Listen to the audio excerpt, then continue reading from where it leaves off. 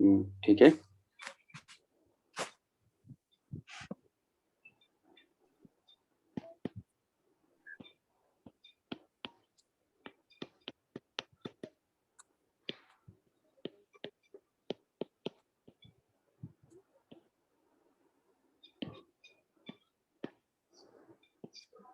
Question number 13, 14, 15 ये paragraph एक उसके क्वेश्चन है। तो लाइट बीम इस तरह से आ रही है,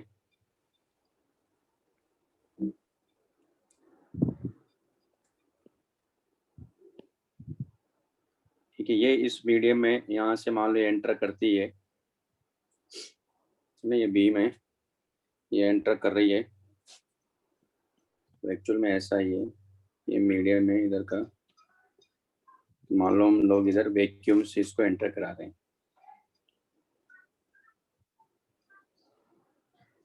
ये मान लो इसका सेंटर है यहाँ, है ना, ये सेंटर है। तो इंटेंसिटी इसने दिया है कि इसके अकॉर्डिंग वेरी कर रही है। ये mu naught plus mu two I है। तो कह रहा है कि आई is the intensity of the light beam, the intensity of the beam is decreasing with increasing radius। तो आप देखो कि अगर आई डिक्रीज कर रहा है रेडियस के साथ में, इसका मतलब म्यू भी डिक्रीज कर रहा है। ये फॉर्मूला तो ये कह रहा है कि अगर आई डिक्रीज कर रहा है, आई डिक्रीज कर रहा है तो म्यू ऑफ आई जो है वो भी डिक्रीज कर रहा है। इसका मतलब सबसे ज्यादा कहाँ है, यहाँ है ना, मतलब सेंटर पे रिफ्लेक्ट इंडेक्स ज्यादा। जब रिफ्लेक्ट इंडेक्स अगर ज्यादा है तो मीडियम में जैसे लाइट एंटर करेगी तो आपको ये मालूम होना चाहिए कि यहाँ जो रे है एक तरह से उसकी स्पीड क्या होगी, ज्यादा होगी, है ना। इसकी स्पीड क्या होगी, यहाँ कम होगी, यानी इसकी स्पीड ज्यादा होगी एक तरह से। इस वाले की स्पीड इससे थोड़ी ज्यादा होगी, ऊपर वाले से कम होगी। इसकी स्पीड ऐसे होगी। इसका मतलब है कि सेम टाइम के लिए किसके अकॉर्डिंग चलेंगे, हाइगेंस प्रिंसिपल जो था। तो सेम टाइम के लिए बात करेंगे तो इसका वेव फ्रंट कैसा मिलेगा आपको, इसका वेव फ्रंट ऐसा मिलेगा, क्योंकि सेम टाइम में यहाँ देखेंगे, सेम टाइम में यहाँ देखेंगे, सेम टाइम में यहाँ देखेंगे, सेम टाइम में यहाँ देखेंगे, सेम टाइम में यहाँ देखेंगे। तो क्या हो रहा है, as the beam enters the medium it will converge. क्यों, ये ऐसा वेव फ्रंट जब बनेगा तो सिंपल सी बात है कि लाइट रेज जो होगी वो इसके क्या होती है, परपेंडिकुलर होती है। ये क्या कर रही है, एक तरह से कन्वर्ज करेगी। तो पहला आंसर तो ये आ गया। The initial shape of the wavefront of the beam is planar। ऐसा होगा, कैसा होगा, एंटर करने के पहले प्लानर। फिर the speed of light in the medium is minimum on the axis of the beam। बिल्कुल सही है। The same everywhere in the beam नहीं, directly proportional to the intensity I नहीं, maximum on the axis of the beam नहीं, minimum on the axis of the beam। देखो ना, तभी तो इतना ही तो चला है। मेरे ख्याल से बात समझ में आ गई होगी। तो सबसे ज्यादा स्पीड यहाँ होगी, सबसे कम स्पीड एक्सिस पर होगी, क्योंकि ये बीम इस तरह से है तो इसका एक्सिस ये है। क्लियर है भाई सबको? सर वो एक्सिस पे कैसे कम होगी, वो नहीं समझा। रिफ्लेक्टिव इंडेक्स देखो ना यार, रिफ्लेक्टिव इंडेक्स तो V equal to C by mu of I ना, क्योंकि कह रहा है ना जैसे जैसे दूर जा रहे हैं तो इंटेंसिटी क्या कर रही है, डिक्रीज कर रही है। डिक्रीज कर रही है तो म्यू भी डिक्रीज कर रहा है, तो स्पीड क्या करेगी, इंक्रीज करेगी ना। हाँ ठीक है,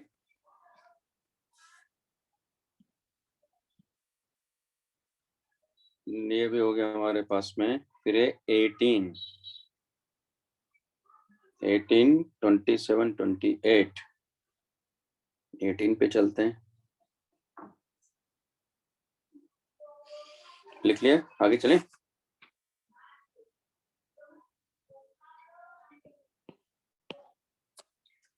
In Young's double slit experiment, light of this is used, यानी ये Young's double slit experiment है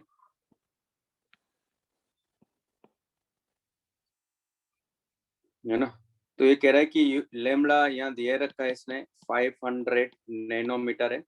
In Young's double slit experiment, light of 500 nanometer is used to produce an interference pattern when the distance between the slits, यानी जो D है इन दोनों के बीच की वो दिया है ये S1 है, ये S2 है, यानी D equal to 0.05 mm. The angular width of the fringes formed on the screen on the distance angular width of the fringes formed on the distance is screen is close to, यानी ये कहने का मतलब है क्या screen है उस पर जो वो बताना है अपने को एंगुलर विड्थ क्या होगी। तो देखो क्या होगा, ये परपेंडिकुलर बाइसेक्टर है ना। तो हमें मालूम है कि यहाँ सेंट्रल मैक्सिमा है और हर विड्थ यहाँ क्या होती है, इक्वल होती है। ये डार्क फ्रिंज है, फिर ये है। तो इसका मतलब, कहने का मतलब है कि इसकी एंगुलर फ्रिंज की बात कर रहा है वो, है ना। तो एंगुलर फ्रिंज मतलब ये पूछ रहा है वो, ये एंगल पूछ रहा है वो। तो आ जाएगा, कैसे करेंगे देखो। एक काम हम लोग ये भी कर सकते हैं, क्योंकि दो मैक्सिमा के बीच की जो डिस्टेंस होती है वो क्या होती है, वो बीटा होती है। क्योंकि ये क्या है, n = 1 के करस्पॉन्डिंग मैक्सिमा है, और ये जो है ये n = 1 के करस्पॉन्डिंग क्या है, मिनिमा है, और ये n = 0 के करस्पॉन्डिंग सेंट्रल मैक्सिमा है। तो अल्टीमेटली कहने का मतलब क्या हुआ, देखो यहाँ हमें क्या चाहिए, हमें ये डिस्टेंस का मतलब क्या हुआ, क्योंकि ये तो बीट क्या होता है, क्योंकि टोटल बीटा ये है, तो ये डिस्टेंस कितना हुआ, यानी ये हो गया हमारे पास में β/2। अगर ये β/2 है तो सीधी सी बात है कि ये भी तो β/2 ही है ना। तो इसका मतलब β/2 के करस्पॉन्डिंग अपने को एंगल चाहिए। तो जो एंगल यहाँ होगा वही एंगल यहाँ भी होगा, क्योंकि ये d डिस्टेंस है। तो β/2, तो बीटा इसका कितना हो जाएगा, λd/d बीटा होता है। क्लियर।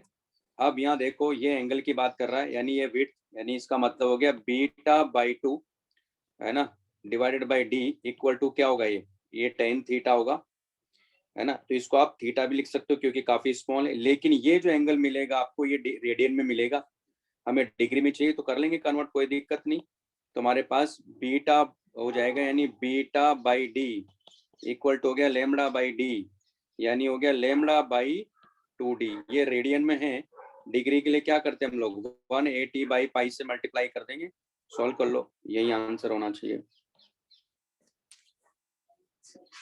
है ना। सर तो angular width of the fringes, हाँ पूछो। सर वो tan थीटा को थीटा कैसे लिखा, क्वेश्चन में बताया थोड़ी, वो डिस्टेंस बहुत ज्यादा है मतलब ऐसा। बेटा बीटा बहुत स्मॉल होगा ना, देखो ना आप यार, निकाल के देखो बीटा क्या है। भाई डी तो काफी ज्यादा होगा, कितना होगा, 1 मीटर 2 मीटर ऐसे होगा।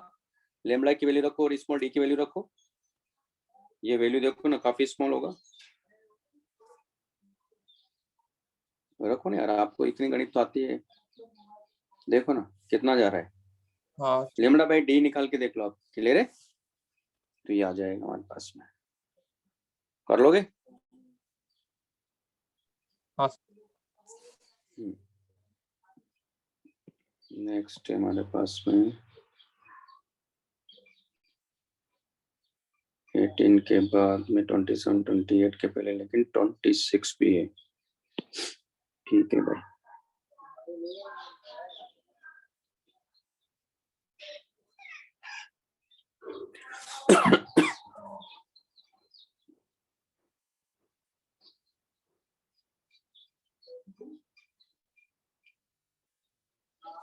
Okay, 26.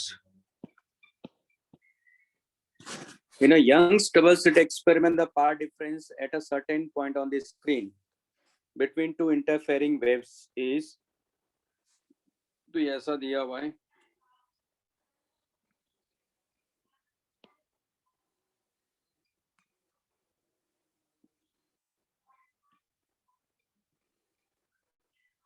ये S1 है, ये S2 है, ये D है। In Young's double-slit experiment, the power difference at a certain point on the screen, यानी इस पॉइंट की बात कर रहे हैं, यहाँ पावर डिफरेंस अपने को दिया हुआ है। तो ये एंगल थीटा है, तो ये अगर D है तो पावर डिफरेंस हो गया D sin थीटा। तो ये कह रहा है कि between two interfering waves is 1/8 of the wavelength, है ना। इसका मतलब है कि d sin theta equal to delta X, तो ये दिया है λ/8. The ratio of the intensity at this point to that at the center of bright fringe. तो अगर इसके इंटेंसिटी में कहता हूँ आई नॉट है, इसकी भी इंटेंसिटी आई नॉट है, तो सेंट्रल मैक्सिमम मतलब आई मैक्स की बात करें या आई सी, क्योंकि सेंट्रल मैक्सिमम को मैक्सिमम इंटेंसिटी जो कि 4 आई नॉट मिल जाएगी अपने को. अब इसकी बात करते हैं, तो ये जो डिस्टेंस है मान लेते हैं y है ना. तो वैसे पार्ट डिफरेंस मिल गया तो कोई बात नहीं, अपने को तो फाई चाहिए. तो 2 π/λ इंटू λ/8 यानी फाई इक्वल टू कितना हो गया π/4, यानी वहां इंटेंसिटी आ गई है I naught plus I naught plus 2 I naught cos π/4, है ना. The ratio of the intensity at this point to that of the center of bright fringe close to.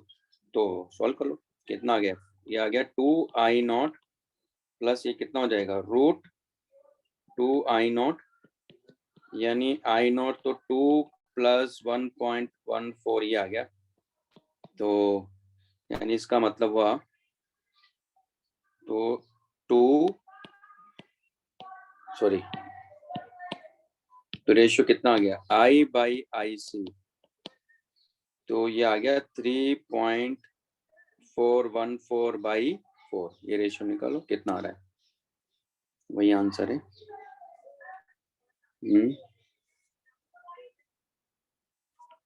3.414 divided by 4, 0.85.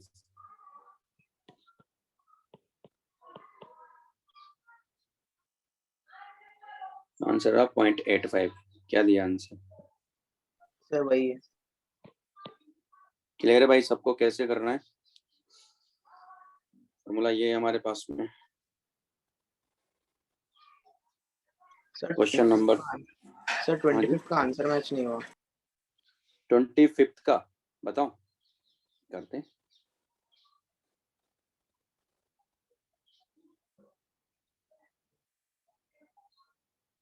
निकले?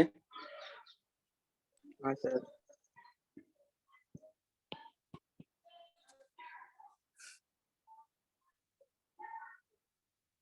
हाँ बताएंगे 20.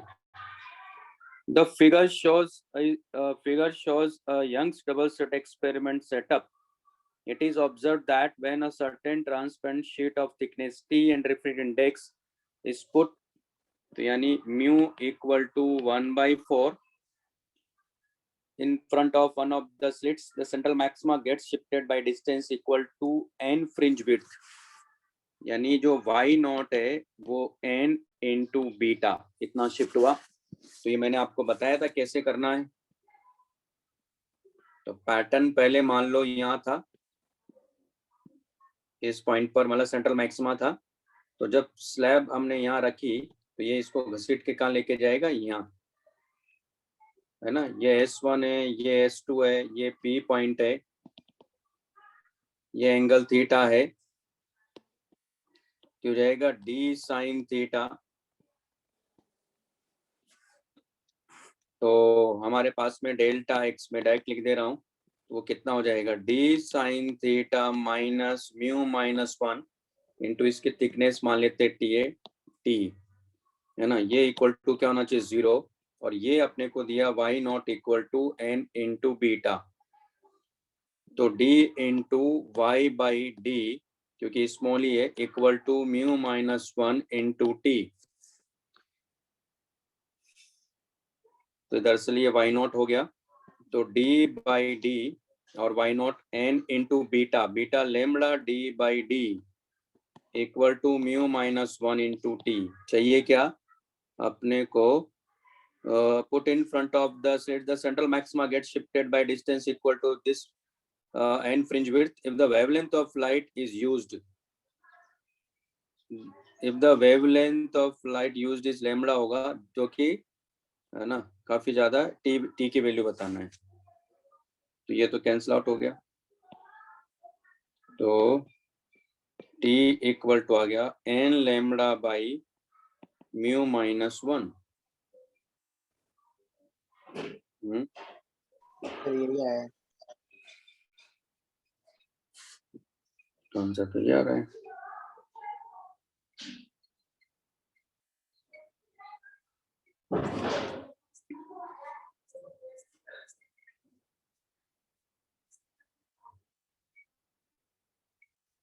आंसर तो ये वो ऊपर गलत दिया है, ठीक है ना?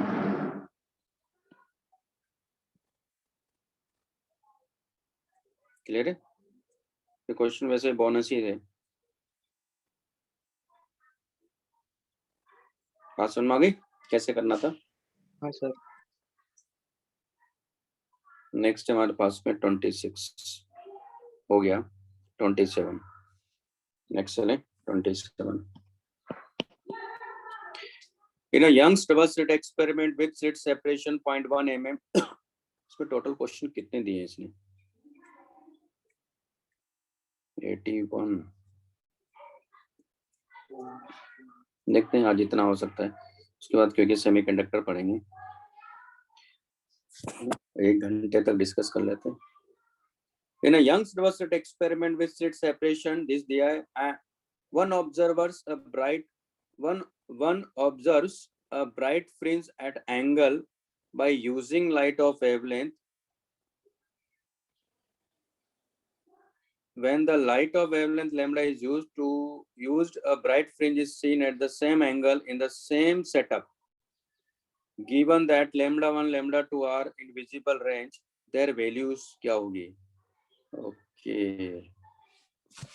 देखो क्या हो रहा है।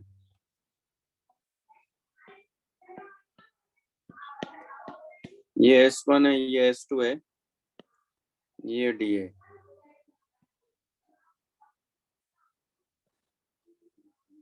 In Young's double slit experiment with slit separation दिया हुआ है, one observes a bright fringe at angle 1/40 radian by using light of wavelength.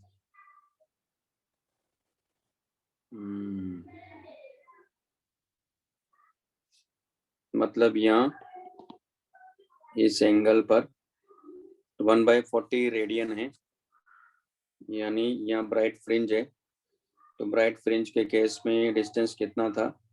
y equal to N lambda D by D, है ना? तो हमारे पास में ये d डिस्टेंस है, तो y by D equal to, क्योंकि थीटा स्मॉल है तुम लोग ये लिख सकते हैं, यानी y by D equal to theta equal to N lambda by D. In Young's double slit experiment with slit separation, one observes a bright fringe at angle radian by this one. When the light of wavelength is used, a bright fringe is seen at the same angle in the same setup. लेकिन wavelength तो यहाँ क्या है? अलग अलग है।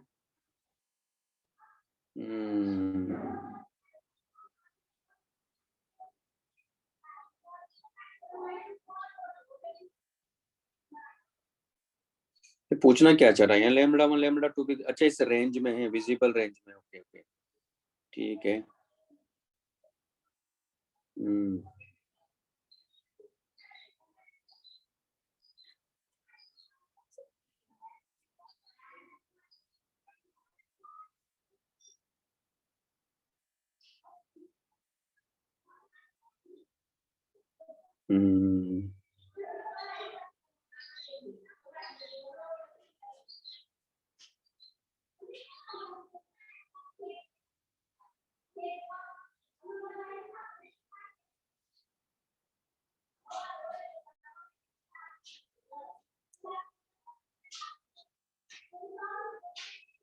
चलिए कोई बात नहीं, करते हैं।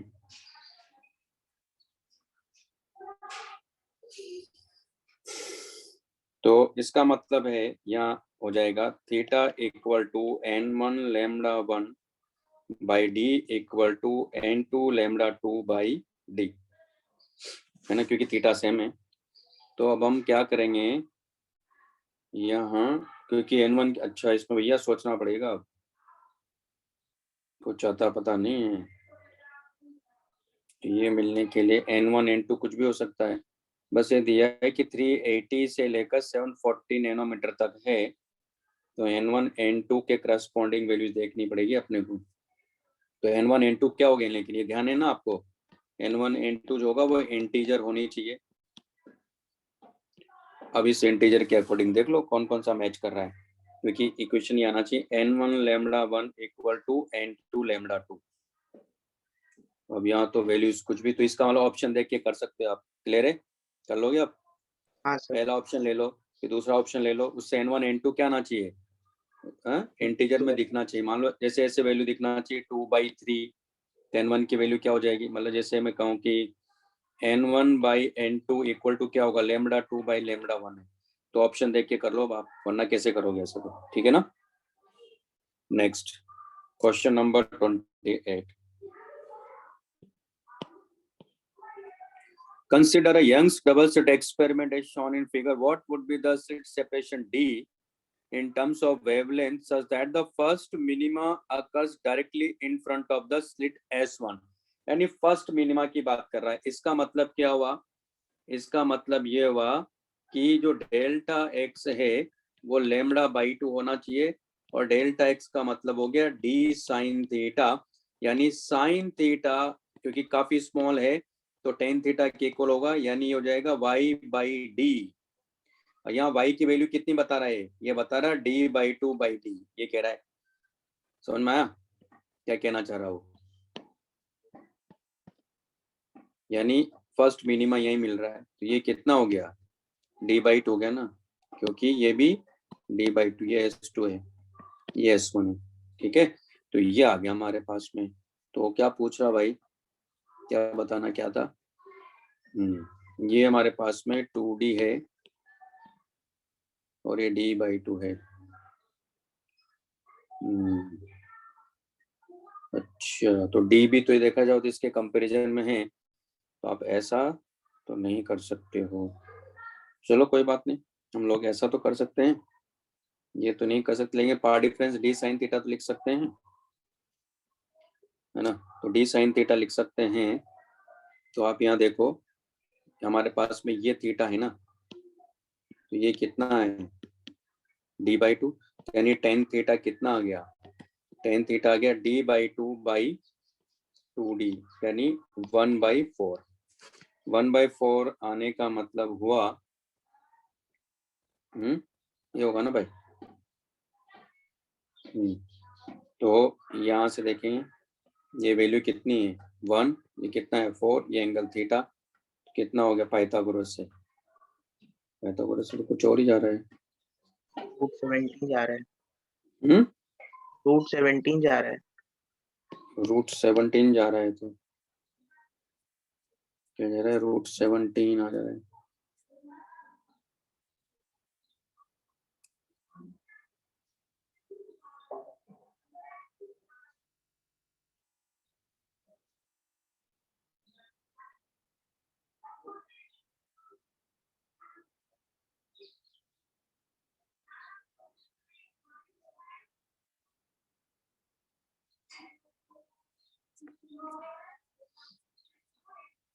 कोई बात नहीं, हमें जो आता है उसी के अकॉर्डिंग चलेंगे, तो गड़बड़ भी तो कर सकता है ये, कोई बात नहीं, है ना। तो ये कितना आ जा रहा है, क्योंकि अल्टीमेटली हम कर क्या रहे हैं, यहाँ पावर डिफरेंस देख रहे हैं ना। तो एक तो हमारे पास में x1 तो 2d हो गया और ये d/2 है। तो अगर आप मान लो पाइथागोरस उससे भी करते हो, भाई ऐसा हो गया ना, देखो इन दोनों का पार्ट डिफरेंस देखना है अपने, ये भी कर सकते हो। तो ये एंगल यानी ये हमारे पास में d/2 है, ये 2d है, तो ये कितना मिलेगा 4d² प्लस d²/4 का स्क्वायर रूट ना। तो अल्टीमेटली कितना आ रहा है, तो ये आ रहा हमारे पास में √17d/2 आ रहा है ना, वही चीज वहां भी आ रही थी।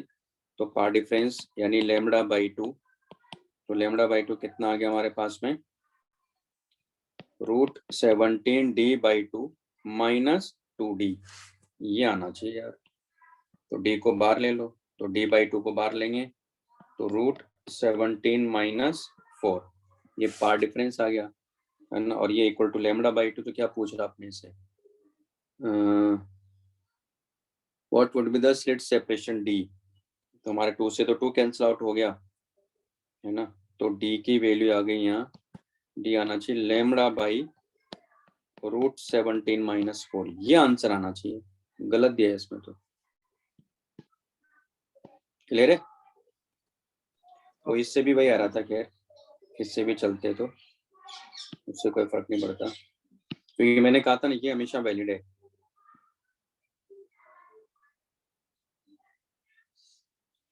ठीक है, आंसर ये होना चाहिए।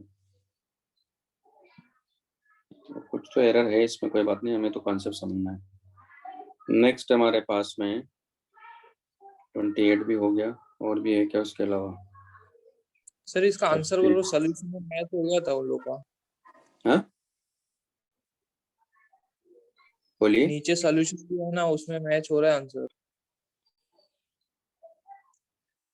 आंसर तो मैच होने से क्या आंसर सही हो जाएगा? आपकी बुद्धि क्या कहती है बताइए मुझे, वो जो कर रहा है सही कर रहा है? मैंने वही पूछ रहा हूँ, मुझे मुझे ये आ गलत रहा है ना था। वो, गलत है, यही आंसर, यही है आंसर ना, वो गलत दिया उसको, उसने तो लिख दिया √5D, तो वो करेक्ट हो गया। एक मिनट शायद शायद हम गलती कर रहे हैं यार, रुको रुको, लेकिन इसमें एक मिनट रुको, शायद वो करेक्ट हो, रुको मैं गलत भी तो हो सकता हूँ, रुको देखो मैं वापस से करता हूँ इसको, शायद मैं गलत ही हूँ।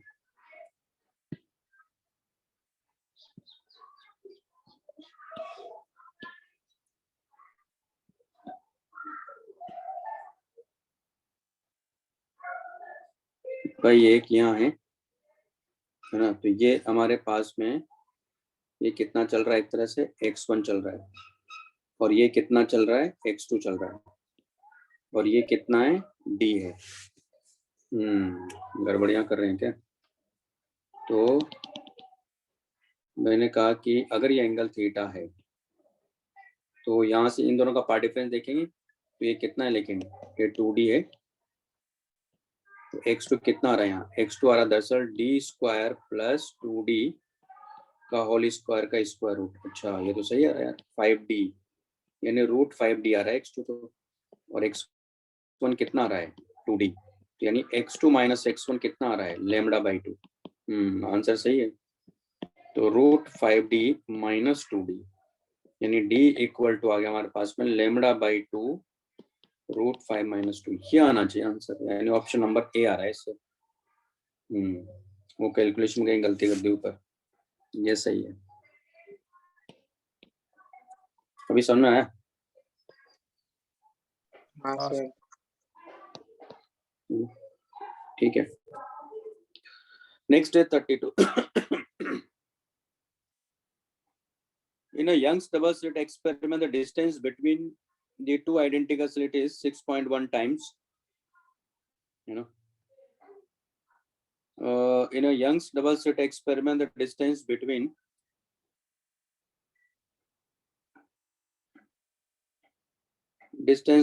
two identical slits is 6.1 times larger than the slit width.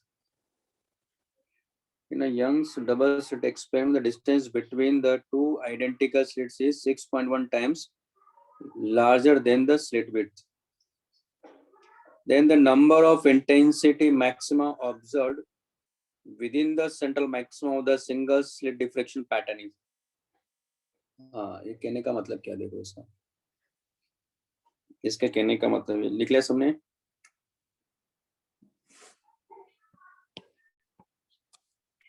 कहने का मतलब ये है कि ये हमारे पास में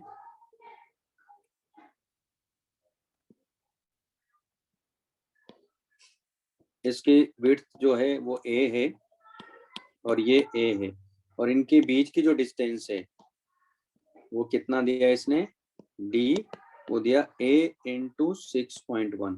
अभी समझ में आया? तो क्या करेंगे, पहले इसके करस्पॉन्डिंग हम लोग देखेंगे, मतलब कैसे देखना है कि इसके करस्पॉन्डिंग अपने को ये क्या होगी, ये डिफ्रेक्शन पैटर्न होगा, तो ये ए होगा, तो इसकी वजह से अपने को यहाँ क्या मिलेगा, सेंट्रल मैक्सिमा मिलेगा। तो आपको मालूम है कि इसको इससे मिलाओ, इसको इससे मिलाओ, तो क्या कह रहा है, ये कह रहा है कि ना Young's double slit experiment, the distance between two idea larger than the slit width, then the number of intensity maxima observed within the central maximum of the single slit diffraction pattern, यानी इसकी वजह से जो pattern मिलेगा, तो हमें मालूम है कि ये आता है a sin theta equal to lambda, क्योंकि एंगल थीटा है। तो ये विड्थ निकालना है अपने को, तो पहले तो थीटा निकाल लूं मैं, है ना। तो साइन थीटा इक्वल टू जाएगा लैम्बडा बाई ए। तो अब आप हमारे पास में ये कह रहा है कि लैम्बडा के बारे में कुछ बता नहीं रखा है ना। इसका मतलब ये वैल्यू स्मॉल ही होगी, स्मॉल होगी तो इसको क्या लिख सकते हो आप, थीटा लिख सकते हो। थीटा यानी ये कैपिटल डी है, तो कैपिटल डी है और ये डिस्टेंस जो है ये वाई है, तो इसको क्या लिख सकते हैं, वाई बाई डी लिख सकते हैं, है ना। तो हमारे पास 2y इक्वल टू जाएगा 2d लैम्बडा बाई ए, ये विड्थ हो गई, है ना। अब ये विड्थ अगर आ रही है तो इसकी वजह से जब इंटरफेरेंस की बात करेंगे तो इसको क्या लिखोगे आप, नंबर ऑफ मैक्सिमास, है ना। पूछ रहा है कि मैक्सिमा, तो n इंटू बीटा करेंगे, तो n इंटू बीटा मतलब लैम्बडा डी बाई डी करेंगे equal to 2d lambda by A करेंगे। तो इसके अंदर जो मैक्सिमाज अपने को मिलेंगे, किसके मैक्सिमाज, इंटरफेरेंस की वजह से, तो वो हमारे पास लैम्बडा एन की वैल्यू क्या आ गई, देखो डी से तो डी कैंसिल आउट हो गया, है ना। तो यानी हमारे पास में ए, अच्छा रिलेशन भी दिया है इसने, है ना, उसको भी यूज करेंगे। तो डी की वैल्यू लैम्बडा डी से तो लैम्बडा डी कैंसिल आउट हो गया, तो एन की वैल्यू क्या हो गई, यहाँ देखो एन की वैल्यू आएगी 2d बाई ए, यानी d बाई ए को क्या लिखेंगे 6.1, यानी 2 इंटू 6.1 यानी 12.2, तो लगभग 12 मिलना चाहिए। कितने आ रहा आंसर इसका,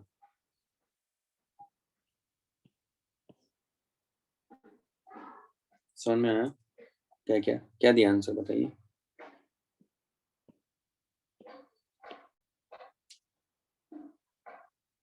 आंसर नहीं दिया क्या, 32 का, 32 का सी 12 आ रहा है, ठीक है। बात समझ में है क्या कहा मैंने, हाँ सर। तो इस तरह से करना था इसको, 32 को लिख लीजिए।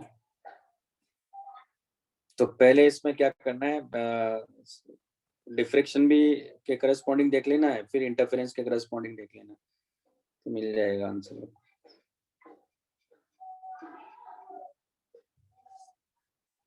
थर्टी 33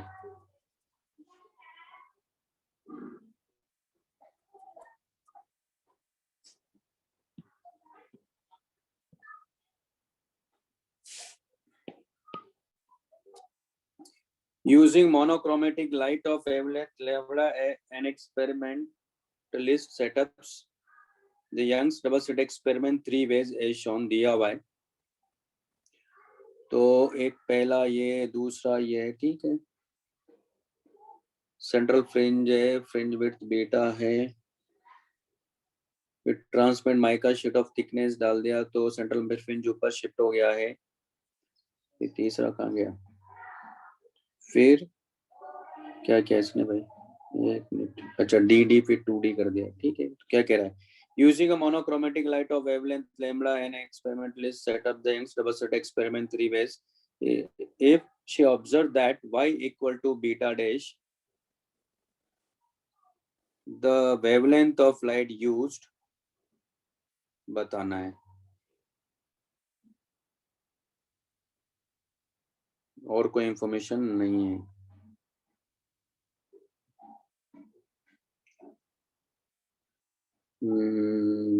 चलो करते हैं। तो पहले वाले में तो beta equal to lambda D by D होगा,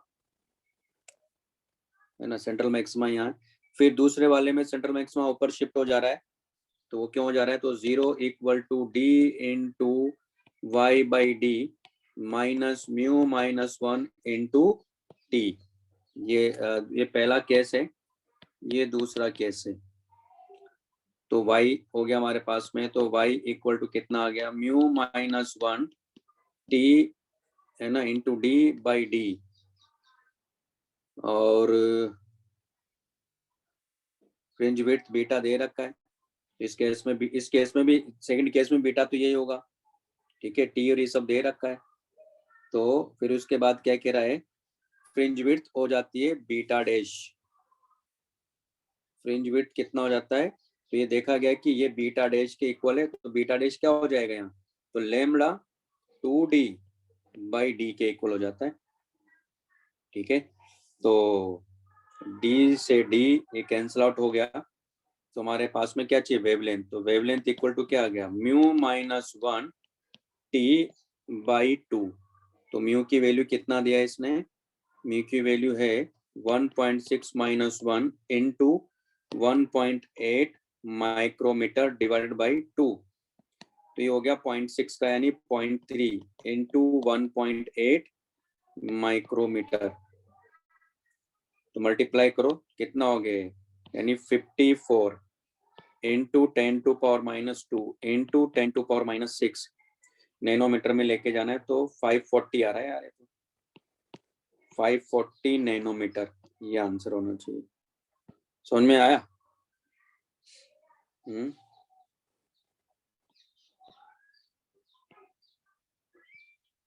नहीं समझ में आया?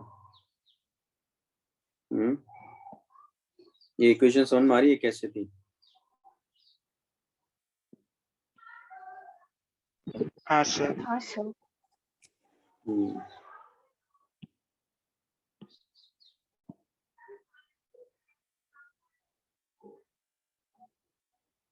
तो कौन सा था, 33 था, 35 भी है क्या, 33 के बाद 35। चलो एक क्वेश्चन और कर लेते हैं, ये पढ़ते हैं।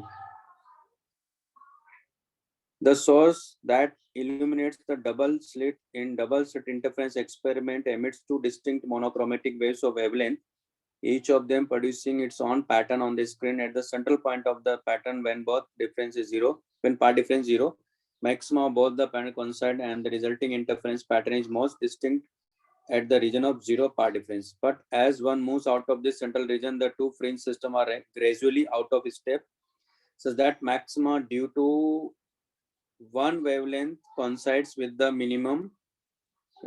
Such that the maxima due to one wavelength coincides with the minimum due to the other, and combined fringe system becomes completely indistinct. This may happen when part difference in nanometer is. तो simple है कि एक का होगा 2n-1 है ना, lambda d by D equal to ये minima का, दूसरे का हो जाएगा m lambda d by D, ये दरअसल y है ना।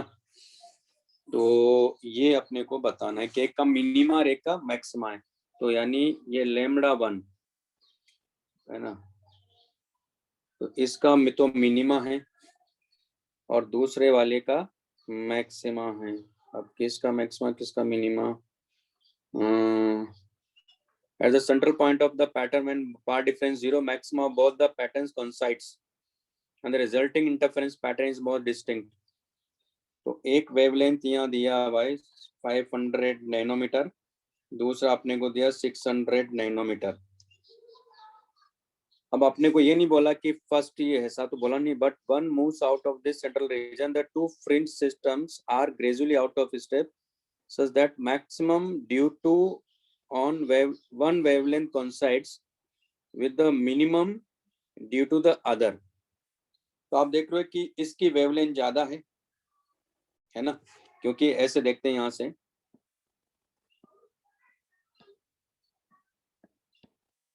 ये S1 है ये S2 है, अपने को पैटर्न यहाँ मिलता है किसी एक वेवलेंथ के लिए बात कर रहा हूँ, पहले मान लो वेवलेंथ लैम्डा ही है, तो ये हमारे पास मैक्सिमा होता है, फिर ये मिनिमा मिलता है। तो मिनिमा की ये जो डिस्टेंस होती है वो कितनी होती है, बीटा बाई 2, और नेक्स्ट मैक्सिमा यहाँ मिल रहा है, लेकिन ये दोनों कोइंसाइड कर रहे हैं। इसका मतलब जिसकी वेवलेंथ देखो, अभी इसका मिनिमम मान लो अगर हम बात करें तो ऐसा तो कोई इंफॉर्मेशन हमारे पास नहीं है, ठीक है।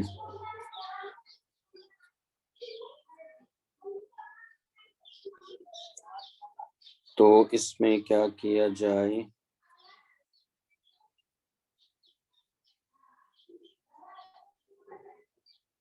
तो ये कह रहा है कि दिस में हैपन व्हेन पार्ट डिफरेंस, तो पार्ट डिफरेंस बताना है मान लो at the central point of the pattern when both part difference 0 maximum both the pattern constant resulting most distinct at the region of this, but as one moves out of this central region the two fringe system are gradually out of step so that the maximum due to one wavelength coincide with the minimum due to the other and the combined fringe system becomes completely distinct. This may happen when part difference in nanometer.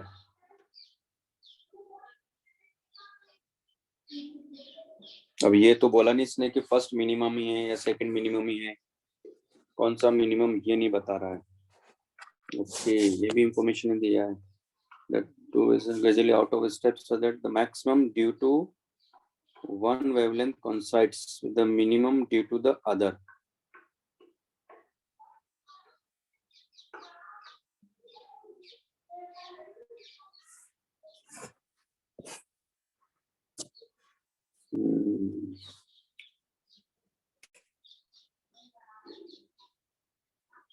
तो path difference क्या हो गया, एक तरह से D sine theta, ये delta x है, अपने को ये चाहिए।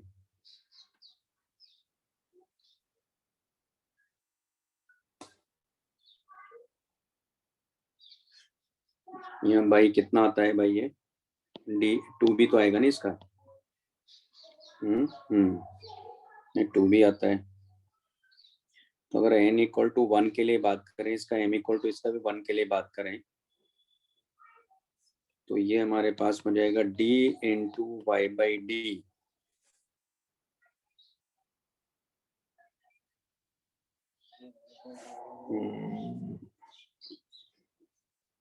चलो देखते हैं यार, तो कुछ गड़बड़ी लग रहा है, चलो देखते हैं क्या होता है। ये लेमड़ा 2 है, तो 2n minus 1 lambda 1 equal to 2m lambda 2, यानी ये पूरा एक तो इंटीजर मिलना चाहिए और m भी इंटीजर मिलना चाहिए, यानी 2n minus 1 by m integer मिलना चाहिए, तो लेमड़ा 2 बाई लेमड़ा 1। तो लेमड़ा 2 कितना भाई, अगर मैं इसको लेमड़ा 1 मानता हूँ, ये लेमड़ा 2 मानता हूँ, तो हमारे पास आ जाएगा यानी 6/5, ठीक है। इसका मतलब है कि m इक्वल टू 5 के करस्पॉन्डिंग और यह 2n माइनस 1 इक्वल टू 6 के करस्पॉन्डिंग है ना। तो लेकिन ये तो पॉसिबल नहीं है इसमें, तो क्योंकि इसका मतलब है ये उल्टा होना चाहिए, 2n माइनस 1। एक मिनट, कुछ तो गड़बड़ी किया है क्या मैंने, क्योंकि अगर ये वैल्यू क्या मिलेगी, 2n माइनस 1 क्या मिलेगा आपको हमेशा, तो 5 से मल्टीप्लाई, इसका मतलब 6 होना चाहिए, क्या होना चाहिए, उल्टा होना चाहिए, यानी ये लेमड़ा 2 होना चाहिए, लेमड़ा 1 होना चाहिए। तो लेमड़ा 1 बाई लेमड़ा 2, एक मिनट कुछ तो गड़बड़ी किया मैंने।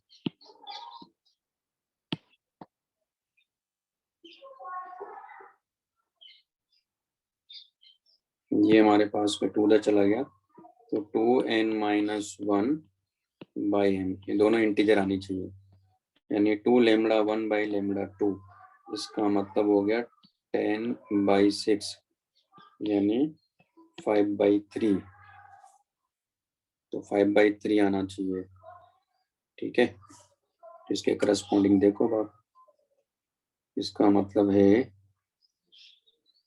कि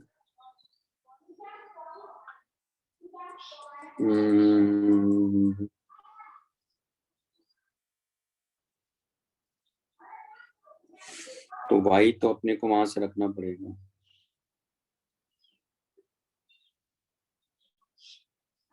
चलो देखते हैं, कोई भी एक ले लेते हैं। यानी m की वैल्यू क्या है यहाँ 3 हो गई एक तरह से, है ना। तो 3 lambda 2 d by D equal to y, तो हमारे पास आ जाएगा, यानी 3 लैम्डा 2 इक्वल टू आ गया Y D by capital D, इसको यहाँ रख दो, तो यार 3 लैम्डा 2, है ना। ये उल्टा कर दिया मैंने, एक मिनट, कुछ तो गड़बड़ किया था मैंने, ये गड़बड़ कर दिया ना यहीं। रुको देखो, अभी समझाता हूँ मैं क्या कर देंगे। लेना मुझे क्या चाहिए था, ये हमारे पास में इक्वेशन तो ये है ना, ये लेना है मुझे, है ना। तो ये हो जाएगा हमारे पास में 2n-1 by m equal to, ये हो गया 2 लैम्डा 2 बाई लैम्डा 1, यानी 2 इंटू लैम्डा 2 कितना 600 बाई 500, यानी कितना आ गया 12 बाई 5 आ गया।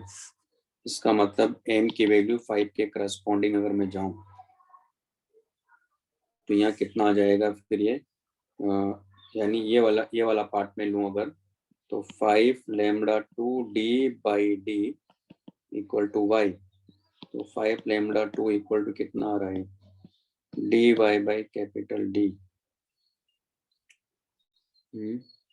तो इससे तो 3000 आ रहा आंसर।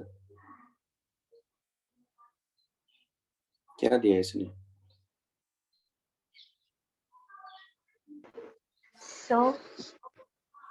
बोलिए। तो हमने जैसे लिया है उसके हिसाब से 2n-1 इवन आ रहा है ना, तो शायद उल्टा लेना पड़ेगा। हाँ उल्टा, हाँ अच्छा अच्छा, ये सही बात है। इसका मतलब है कि हमें रेशियो ये नहीं ले सकते हम लोग, क्योंकि 12/5 का मतलब है इनकी वैल्यू क्या होना चाहिए, यहाँ इंटीजर में आना चाहिए था। हाँ हाँ, इसका मतलब यहाँ होना चाहिए से, ये तो ध्यान दिया नहीं। तो इसका मतलब ये हुआ कि ये एक तरह से ये लैम्डा 2 होना चाहिए, लैम्डा 1 ही होना चाहिए। अब सही है। ये सब चेक करना पड़ेगा भाई इसमें। कितना आ जाएगा हमारे पास में, ये 2n-1 by m equal to 2 lambda 1 by lambda 2, यानी 2 इंटू 5/6, यानी 5/3। तो 5/3 आ गया। इसका मतलब हुआ कि हमारे पास में ये वाला पार्ट लेना है मुझे, है ना। तो 3 यानी m की वैल्यू क्या हो गई यहाँ 3 हो गई, तो हो जाएगा 3 lambda 1 d by D equal to Y, यानी 3 लैम्डा 1 इक्वल टू हो गया Y D by capital D, यानी इसका मतलब ये हो गया 3 लैम्डा। 3 लैम्डा का मतलब हो गया 1500 नैनोमीटर। यह आंसर आना चाहिए। ठीक है ना, मेरे ख्याल समझ में आ गया होगा क्या करना है इसमें। मेन कॉन्सेप्ट यही था, क्योंकि अपने को ये नहीं मालूम है कि कौन सा मैक्स मार्क, कौन सा मिनिमा, कौन से नंबर का कॉन्सेप्ट कर रहा है, तो वो चेक करना पड़ेगा। लेकिन यहाँ भी ये चेक करना पड़ेगा कि जो एन है वो इंटीजर आना चाहिए, तो उस वाले में गलत आ रहा था मेरे, ऐसे चेंज करेंगे तो आ जाएगा। चलो आज इतना ही करेंगे इसको, तो यार बाकी का नेक्स्ट क्लास में बताता हूँ।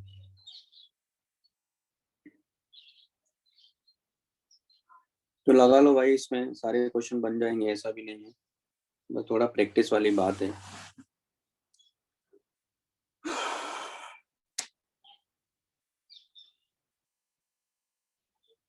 मैंने क्या पढ़ा था सेमीकंडक्टर में?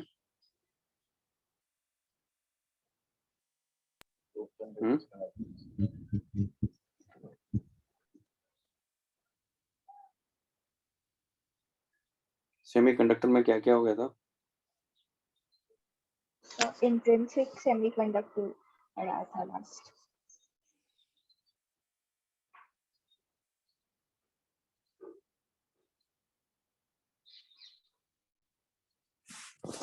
तो नेक्स्ट हमारे पास में extensive.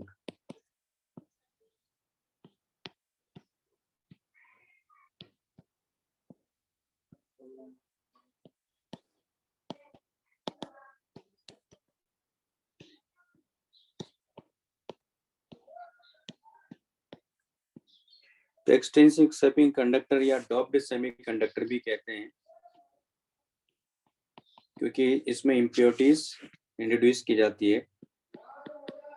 Impurities are introduced.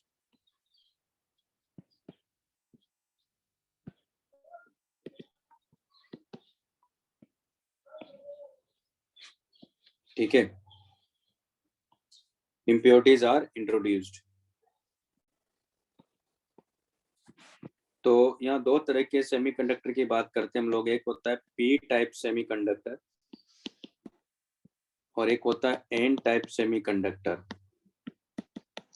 P type semiconductor का मतलब यहाँ ये होगा कि यहाँ जो इम्प्योरिटीज इंट्रोड्यूस की जाती है, थर्ड ग्रुप के एलिमेंट को इंट्रोड्यूस किया जाता है, यानी trivalent impurities are introduce. Trivalent impurities are introduced। तो यानी ट्राइवेलेंट में हम लोग जैसे एल्यूमिनियम है ना, मैं एक एग्जांपल ले रहा हूँ, एल्यूमिनियम ये थर्ड ग्रुप का पार्ट है, और इसमें पेंटावेलेंट ये फिफ्थ ग्रुप का पार्ट है। Pentavalent impurities are introduce. इस एग्जांपल के तौर पे फॉस्फोरस। ठीक है, तो ये इम्प्योरिटीज इसमें इंट्रोड्यूस करते हैं। तो पहले बात करते हैं पी टाइप सेमीकंडक्टर के बारे में। लिख लो पहले इसको।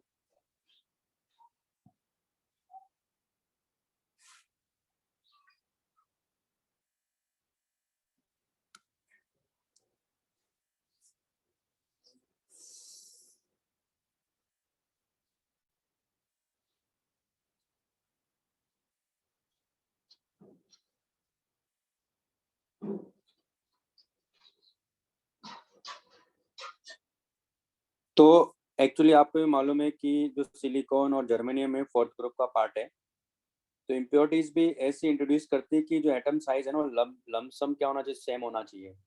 इसलिए थर्ड ग्रुप और फिफ्थ ग्रुप, क्योंकि ये इसके पास में है, तो इनकी साइज ऑलमोस्ट क्या होती है, सेम ही होती है, इनको इंट्रोड्यूस करते हैं। ओके, ताकि उसका स्ट्रक्चर चेंज नहीं होना चाहिए, इसलिए सेम ऑलमोस्ट सेम साइज के एटम्स को इंट्रोड्यूस किया जाता है।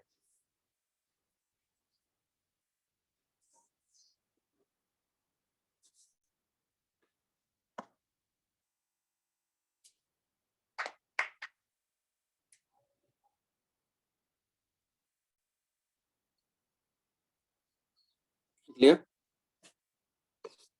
हाँ सर। पहले बात करते हैं पी टाइप सेमीकंडक्टर के बारे में। तो पी टाइप,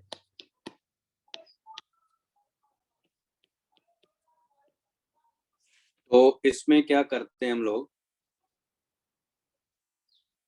ये कंडक्शन बैंड है और ये वैलेंस बैंड है। तो यहाँ मैं एल्यूमिनियम ले रहा हूँ। अब एल्यूमिनियम के आउटर शेल में कितने इलेक्ट्रॉन होते हैं? 3 इलेक्ट्रॉन होते हैं। तो वो 3 इलेक्ट्रॉन 3 सिलिकॉन के साथ में क्या बना लेगा, बॉन्ड बना लेगा, और 1 इलेक्ट्रॉन खाली रहेगा, है ना, 1 इलेक्ट्रॉन होगा ही नहीं वहां। एक तरह से वो क्या हो जाएगा, होल क्रिएट हो जाएगा।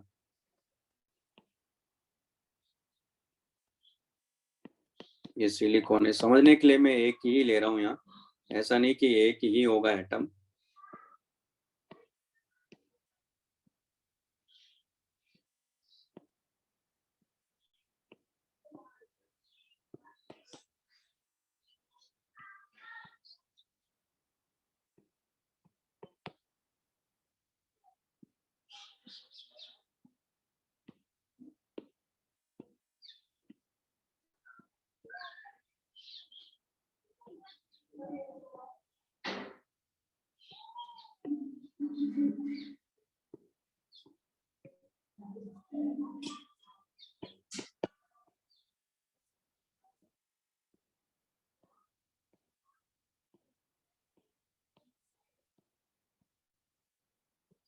अभी बना लीजिए।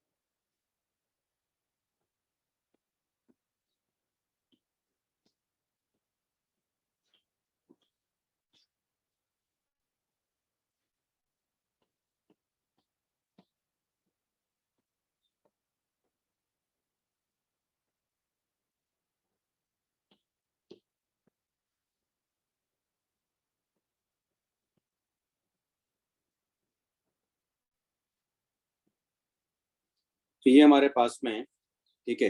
एक मिनट, इसमें क्या होगा कि एक इलेक्ट्रॉन है ही नहीं, यानी एक तरह से इसके पास ये होल बना हुआ है, ठीक। ये वैलेंस बैंड है, तो यहाँ क्या होगा एक्चुअली, ये कंडक्शन बैंड है और ये वैलेंस बैंड है।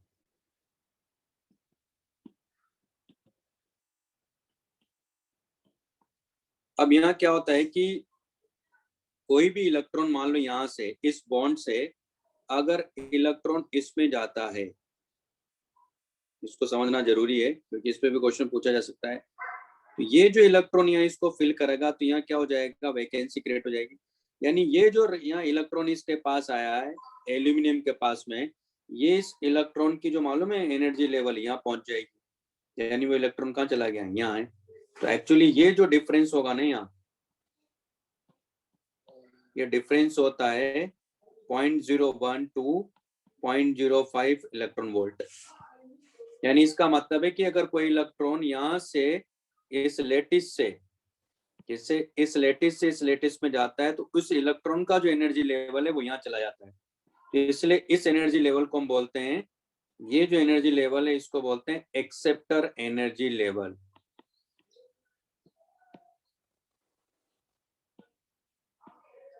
क्यों? क्योंकि ये इलेक्ट्रॉन अगर यहाँ पहुंच गया तो इसको यहाँ से यहाँ पहुंचने में इसको जो एनर्जी चाहिए केवल इतनी एनर्जी चाहिए, मालूम है इसको, ठीक है। तो एक्सेप्टर, तो आप ऐसे भी याद रख सकते हो, इसका मतलब एक्सेप्टर एनर्जी लेवल क्या होता है, जस्ट अबव दी वैलेंस बैंड होता है। तो यानी ये एक्सेप्टर यानी पी टाइप, मैं ही नहीं कह रहा हूँ इसलिए इसको पी टाइप बोला गया है, याद करने का तरीका बता रहा हूँ, ठीक है। तो कौन सा इलेक्ट्रॉन की बात कर रहे हैं हम लोग, ये वाला जो ब्लू में मैंने यहाँ या इसको, ये इलेक्ट्रॉन की बात कर रहा हूँ मैं, ये येलो में किया मैंने, जो कि यहाँ से यहाँ गया था और यहाँ होल क्रिएट हो गया था, उस इलेक्ट्रॉन का एनर्जी लेवल है ये, ठीक है। इसको बोलते हैं एक्सेप्टर एनर्जी लेवल। तो ये जो आयन होगा अगर इलेक्ट्रॉन इसके पास जाएगा तो क्या हो जाएगा, नेगेटिवली चार्ज हो जाएगा, ठीक है। तो इसमें देखा गया कि नंबर ऑफ होल्स जो हैं इलेक्ट्रॉन्स के कंपैरिजन में क्या होंगे, ज्यादा होंगे। क्यों? क्योंकि अगर ये इलेक्ट्रॉन मान लो यहाँ से यहाँ गया, देख रहे हो कि यहाँ नंबर ऑफ होल्स कितने दिख रहे हैं आपको, देखो अगर इलेक्ट्रॉन भी यहाँ चला आता है तो 2 इलेक्ट्रॉन ऊपर है एक तरह से, नीचे कितने 3 होल बन रहे हैं। तो इसमें आप देखोगे कि मेजॉरिटी चार्ज कैरियर जो होते हैं वो होल्स होते हैं, यानी NH ग्रेटर देन Ne होता है। यानी इसमें लिख लो इसको पहले, फिर आगे बताता हूँ मैं।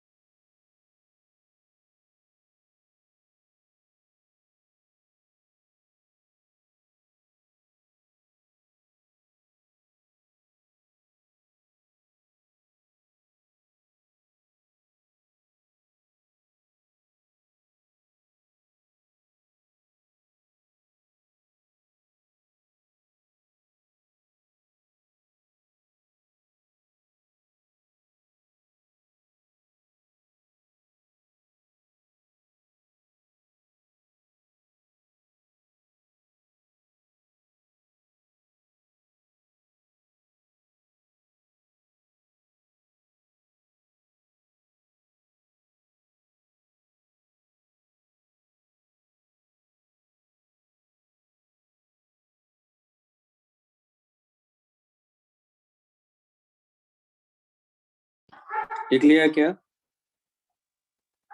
Sir 1 minute.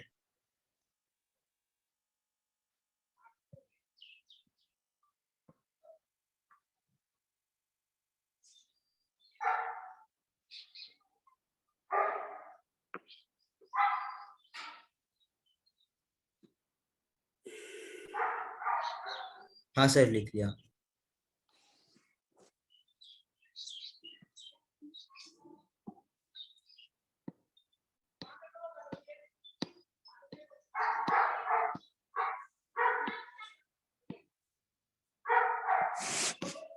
तो यहाँ क्या हो रहा है, majority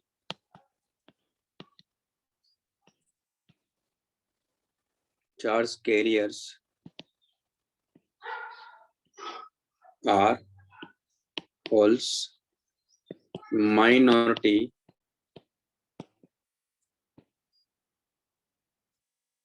charge carriers are electrons। ठीक है, करंट यहाँ वही रहेगा, मतलब दोनों की वजह से करंट देखेंगे हम लोग। ठीक है, और अच्छा यहाँ एक होता है मास एक्शन लॉ।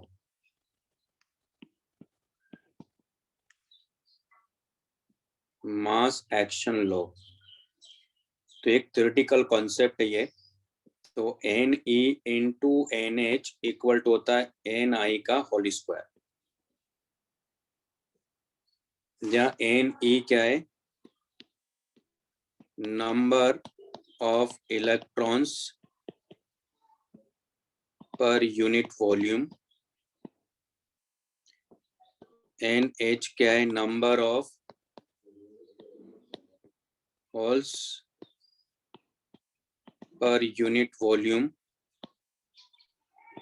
और एन आई क्या है, कंसंट्रेशन,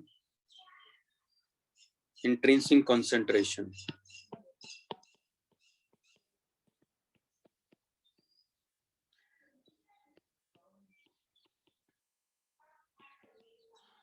है ना? क्या क्वेश्चन पूछा आपने?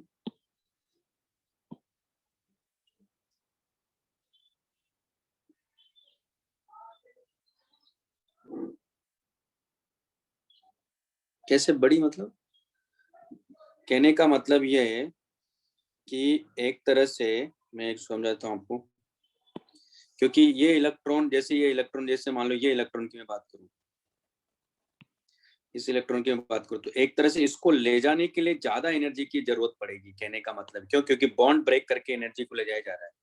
लेकिन ये जो मैंने येलो लाइन से इस यहाँ से जो इलेक्ट्रॉन आया है, यहाँ जो इलेक्ट्रॉन इसको भरेगा पहले, इस इलेक्ट्रॉन को यहाँ से यहाँ ले जाने में कम एनर्जी चाहिए। कहने का मतलब ये है, हरी बात सुन में, इसलिए इसका एनर्जी लेवल क्या कहाँ चला गया, उस इलेक्ट्रॉन का यहाँ चला गया है। यानी एक तरह से उसको कंडक्शन बैंड में ले जाने के लिए कम एनर्जी चाहिए। अगर यही इलेक्ट्रॉन को आप डायरेक्ट यहाँ से यहाँ लेके जाते तो इसको ज्यादा एनर्जी चाहिए थी। लेकिन जब ये इलेक्ट्रॉन यहाँ से इस वाले में आके गया, ठीक है, इस वाले में गया, तो उसकी एनर्जी क्या हो गई, एक तरह से इसकी एनर्जी कम हो गई। ठीक है, तो उसको कम एनर्जी सप्लाई करके हम लोग ऊपर ले जा सकते हैं कंडक्शन बैंड पे। कहने का मतलब ये है। ठीक, हाँ सर समझा।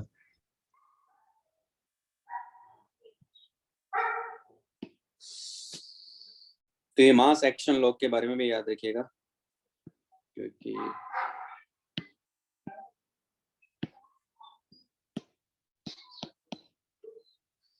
एक थ्योरेटिकल कॉन्सेप्ट है ये। ठीक है, ये कहीं से डेराइव नहीं हुआ कि मतलब थ्योरेटिकली इसको बनाया गया है, ऐसा रिलेशन के बीच में मिलता है।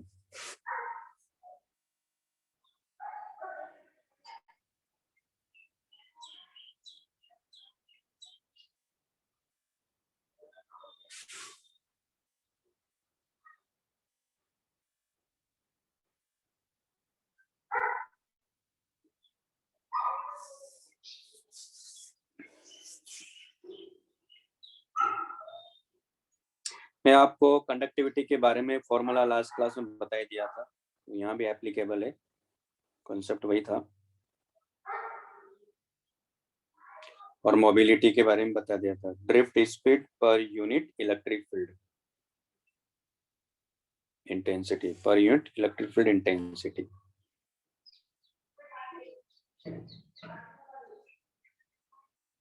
लिख लिया?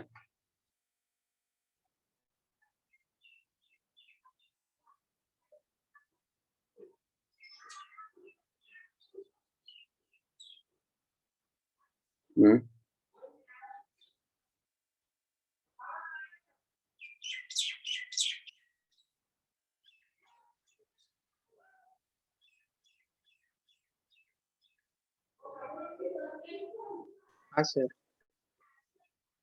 मतलब क्या कहे?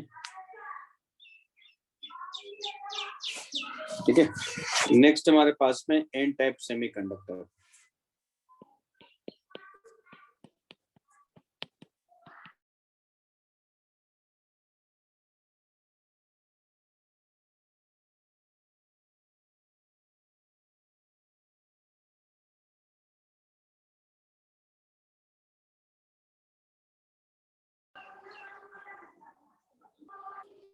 N type semiconductor, N type semiconductor में हम लोग जैसे फास्फोरस पेंटावेलेंट इम्प्योरिटीज इंट्रोड्यूस करते हैं।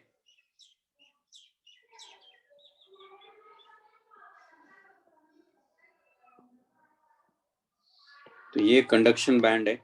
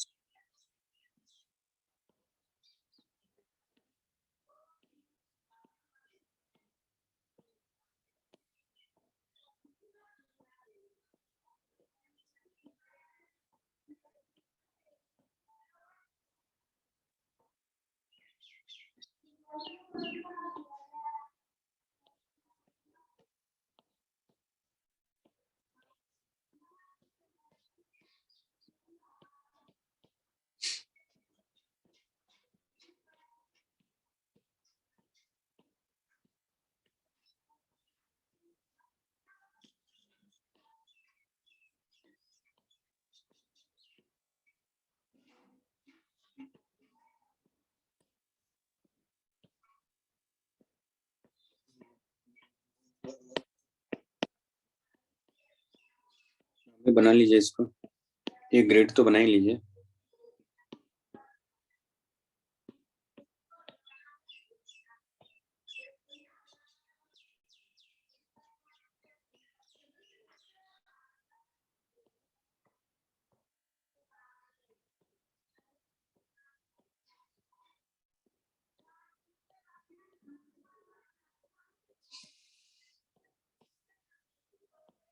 ये सिलिकॉन है।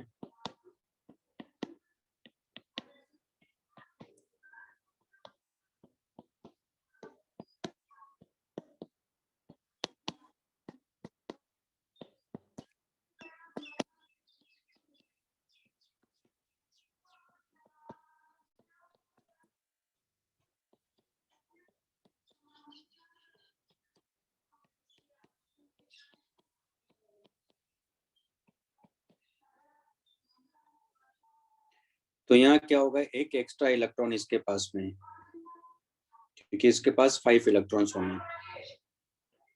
सिलिकॉन या जर्मेनियम लेंगे तो इसके पास 4 इलेक्ट्रॉन है और इनके साथ ये शेयरिंग हो जाएगी।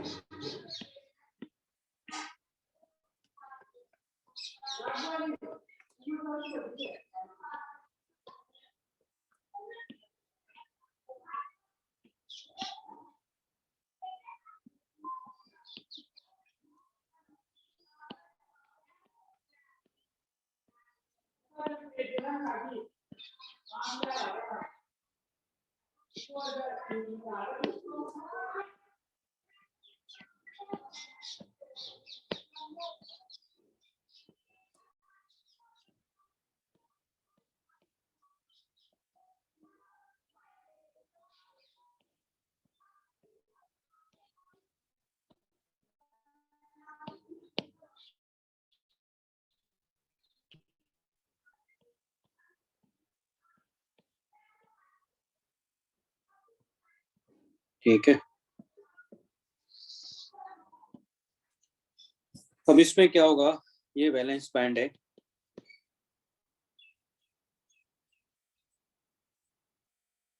कंडक्शन बैंड है, ये वैलेंस बैंड है,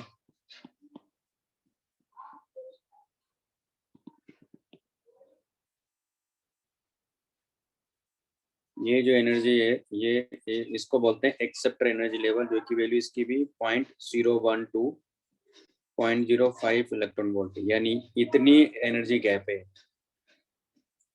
ये कंडक्शन बैंड है, ये वैलेंस बैंड है, यानी ये कौन सा इलेक्ट्रॉन हुआ, यानी ये जो इलेक्ट्रॉन है दरअसल ये वाला इलेक्ट्रॉन हुआ। ये इस इलेक्ट्रॉन को यहाँ से यहाँ ले जाने के लिए केवल 0.01 से लेकर 0.05 इलेक्ट्रॉन वोल्ट एनर्जी चाहिए। तो जब ये इलेक्ट्रॉन यहाँ से जाएगा तो यहाँ क्या हो जाएगा, पॉजिटिवली चार्ज हो जाएगा, क्योंकि एक इलेक्ट्रॉन कम हो गया। इसमें पी एन टाइप सेमीकंडक्टर में जो इमोबाइल आइंस होंगे वो पॉजिटिव होंगे, एन टाइप और पी टाइप सेमीकंडक्टर में जो इमोबाइल आइंस होंगे वो नेगेटिव होंगे। जैसे एल्यूमिनियम में एल्यूमिनियम माइनस होगा, यहाँ फॉस्फोरस प्लस होगा। तो ये जो इलेक्ट्रॉन मैं रेड से यहाँ ऊपर लेके गया हूँ, सारी बात समझ में, तो यहाँ क्या हो रहा है, दरअसल ये वाला इलेक्ट्रॉन है जिसको केवल इतनी एनर्जी चाहिए, 0.01 से लेकर 0.05 इलेक्ट्रॉन वोल्ट। क्लियर है? अब अगर ये इलेक्ट्रॉन यहाँ से गया तो यहाँ होल क्रिएट होगा। तो आप देखो कि इस केस में कितना चलना पड़ेगा उस इलेक्ट्रॉन को, कितनी एनर्जी चाहिए उसके लिए। ठीक, इसमें आप देख रहे हो कि जैसे कितने, एक होल है, 2 इलेक्ट्रॉन ऊपर है एक तरह से, इसमें मेजॉरिटी चार्ज कैरियर्स क्या होंगे, इलेक्ट्रॉन्स होंगे। तो यहाँ Ne जो है वो NH के कंपैरिजन में ज्यादा होंगे, ये बना लीजिए। तो ये जो एनर्जी लेवल है, ये जो एनर्जी लेवल है इसको बोलते हैं डोनर एनर्जी लेवल। तो डोनर एनर्जी लेवल,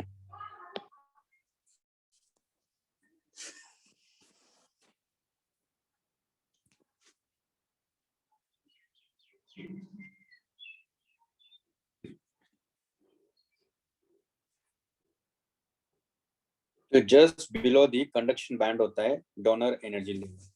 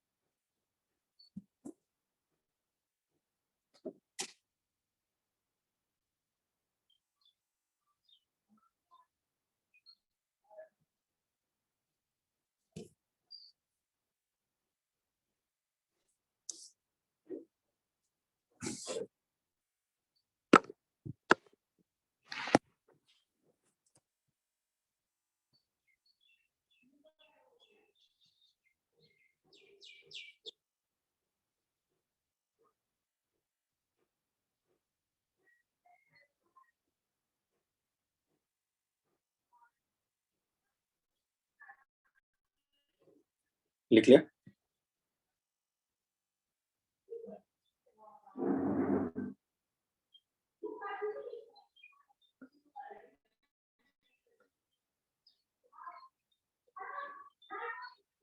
लिख लिया क्या? हाँ सर।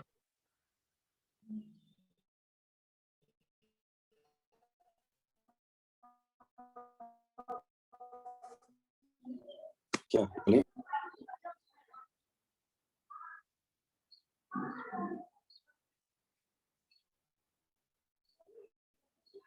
हाँ, तभी तो जैसे ट्रांजिस्टर में एनपीएन ही तो लेते हैं हम लोग, एनपीएन ट्रांजिस्टर ही लिया जाता है।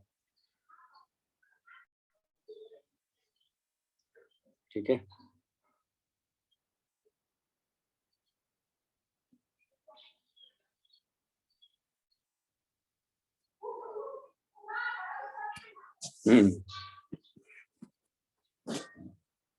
तो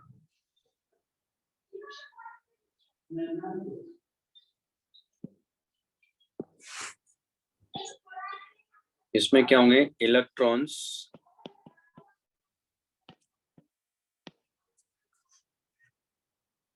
आर majority charge carriers.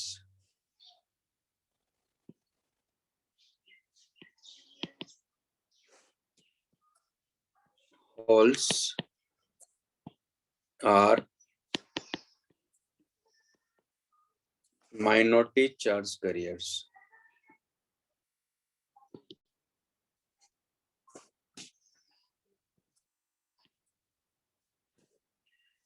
ठीक है, तो ये हो गया पी टाइप और एन टाइप के बारे में बात करेंगे पीएन जंक्शन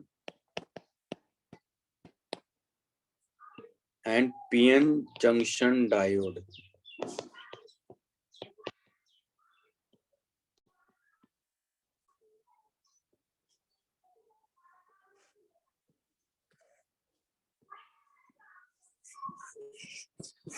तो जब भी हम लोग पीएन जंक्शन डायोड बनाते हैं तो एक ही क्रिस्टल होता है, ऐसा नहीं कि एक पी टाइप ले लिया और एक एन टाइप ले लिया, दोनों को हमने फेविकॉल से चिपका दिया है।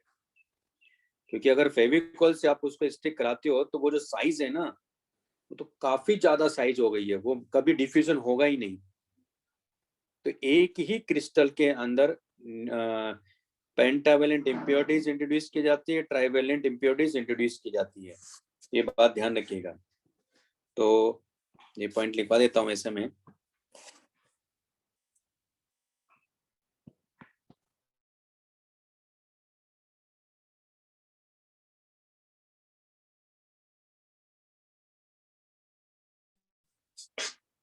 Pentavalent and trivalent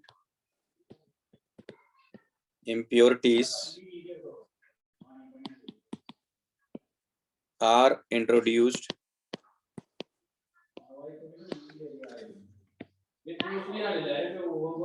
in a single crystal, है ना, लिख लीजिए।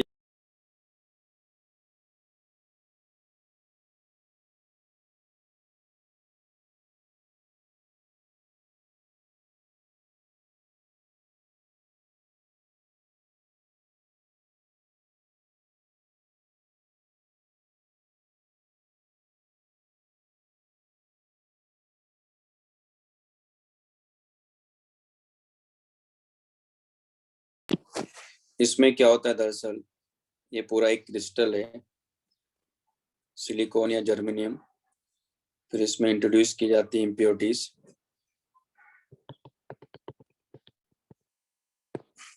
तो यहाँ जंक्शन मिलता है अपने को इस पॉइंट पर। तो इधर क्या होता है, पी टाइप सेमीकंडक्टर है और इधर ये एन टाइप, यानी इस तरह से इंट्रोड्यूस की जाती है कि पूरी तरह से एक पी टाइप बन जाता है, एक एन टाइप बन जाता है। यानी इसका मतलब यहाँ इमोबाइल आइंस होंगे जो कि नेगेटिव आइंस होंगे इस केस में। इधर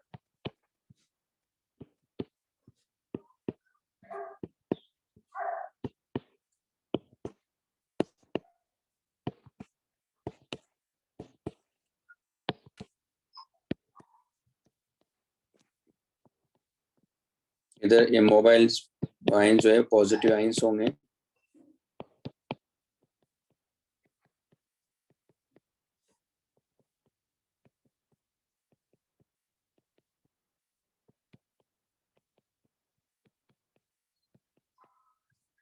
तो हर इसके साथ क्या होंगे, एक होल होगा, क्योंकि मेजॉरिटी चार्ज कैरियर्स जो है होल से इधर।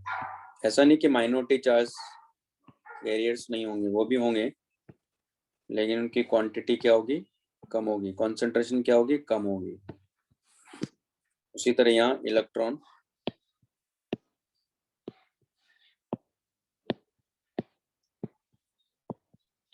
यहाँ भी होल्स होंगे लेकिन माइनॉरिटी चार्ज कैरियर्स होंगे। अब होता क्या है, यहाँ कंसंट्रेशन डिफरेंस है। एक साइड आप देख रहे हो कि पी टाइप सेमीकंडक्टर की बात कर रहे हैं, तो इसमें कंसंट्रेशन डिफरेंस आ रहा है, यानी इसमें नंबर ऑफ होल्स ज्यादा है पी टाइप में, एन टाइप में नंबर ऑफ इलेक्ट्रॉन्स ज्यादा है, तो कंसंट्रेशन डिफरेंस है। तो कंसंट्रेशन डिफरेंस की वजह से क्या होगा, इधर से जो होल्स, इधर से जो इलेक्ट्रॉन्स हैं वो इधर जाके डिफ्यूज हो रहे होंगे, इधर के होल इधर जाके डिफ्यूज हो रहे होंगे। तो होता क्या है कि ये जो रीजन है ना यहाँ, क्योंकि मेनली इनका जो डिफ्यूजन होगा वो इसी पार्ट पर होता है क्योंकि यहीं से पास हो रहे हैं, तो धीरे धीरे ये वाला पार्ट क्या हो जाता है, चार्ज कैरियर से क्या होता है, एक तरह से यहाँ डिफिशियंसी ऑफ चार्ज कैरियर्स हो जाता है, क्योंकि ये यहाँ जाके मिलेंगे तो एक लेयर यहाँ बनने लगती है जिसको हम बोलते हैं डिप्लीशन लेयर या डिप्लीशन रीजन, जिसमें क्या होगा, डिफिशियंसी ऑफ चार्ज कैरियर्स, जो रीजन होता है deficiency of charge carriers region, that is called depletion layer या डिप्लीशन रीजन। ठीक है, तो यहाँ क्या होगा कि जब इलेक्ट्रॉन इधर की तरफ जा रहे हैं और होल्स इधर आके मिल रहे हैं, तो ये जो करंट फ्लो करता है इसको बोलते हैं डिफ्यूजन करंट। तो डिफ्यूजन करंट किधर फ्लो करेगा, इधर की साइड में, उसको हम बोलेंगे आईडी करंट। ठीक, अब होता क्या है, ये इनिशियल में आईडी करंट हावी होगा, ज्यादा होगा, क्यों, क्योंकि कॉन्सेंट्रेशन डिफरेंस है। लेकिन यहाँ क्या होता है, उसके बाद ये जब मिलते हैं, रिकॉम्बिनेशन जब इनका होता है, तो यहाँ से इलेक्ट्रॉन्स और होल्स क्या होते हैं, एक तरह से कम होने लगते हैं ना।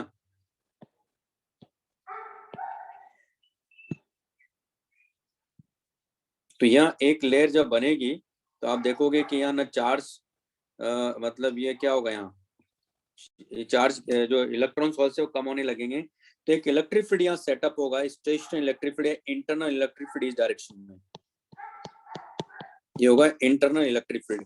इस इलेक्ट्रिक फील्ड की वजह से क्या होगा, आप देखो ध्यान से, क्योंकि इधर इलेक्ट्रॉन है ना, इधर क्या है, ये इलेक्ट्रॉन है, तो इलेक्ट्रिक फील्ड क्या करेगा, इस इलेक्ट्रॉन को इधर पुश करेगा और इस होल को क्या करेगा, इधर पुश करेगा। लेकिन यहाँ जो होल्स है ये, तो होल्स को क्या करेगा, मूव करेगा, और इधर का जो इलेक्ट्रॉन है वो इधर मूव करेगा। तो यहाँ एक करंट एक करंट बनेगा एक तरह से, जिसको हम बोलेंगे ड्रिफ्ट करंट। क्यों, क्योंकि इलेक्ट्रिक फील्ड की वजह से इलेक्ट्रॉन और होल्स क्या हो रहे हैं, ड्रिफ्ट हो रहे हैं। तो डिफ्यूजन करंट किसकी वजह से आ रहा है, कॉन्सेंट्रेशन डिफरेंस की वजह से डिफ्यूजन करंट होगा।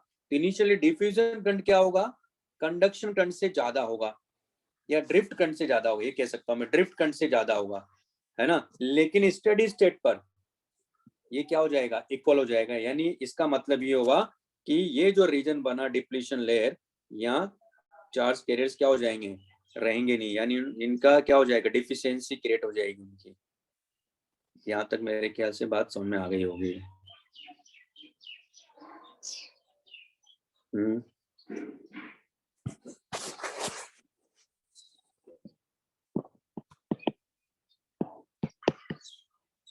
Initially, due to concentration difference या concentration gradient भी इसको बोलते हैं, concentration difference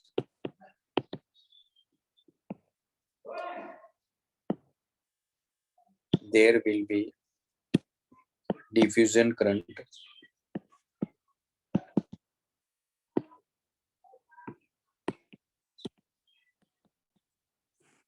Initially, due to concentration difference, there will be diffusion current. तो डिफ्यूजन करंट कैसे होगा, जो एन टाइप सेमीकंडक्टर के इलेक्ट्रॉन्स हैं वो पी टाइप में डिफ्यूज हो रहे हैं, है ना, और पी टाइप के सेमीकंडक्टर, पी टाइप जो सेमीकंडक्टर है उसके जो होल्स हैं वो एन टाइप में जाके क्या हो रहे हैं, डिफ्यूज हो रहे हैं। तो वो जो करंट बोलेंगे उसको बोलते हैं diffusion current. Initially due to concentration difference there will be diffusion current. ठीक है, and after some time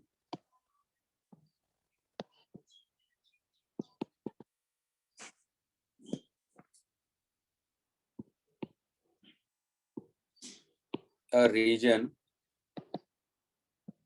is created in which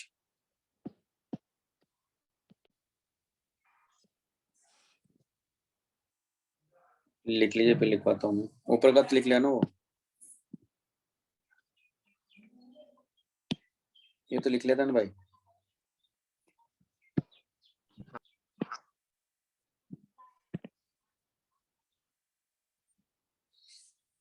And after some time, a region is created in which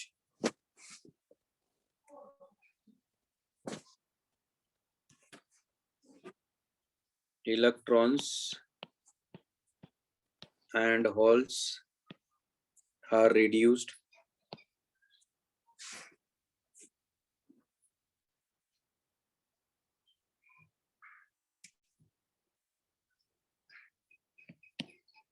that region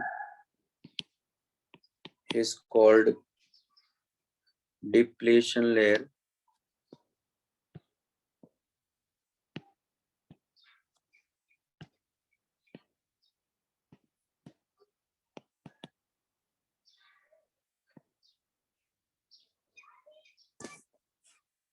In which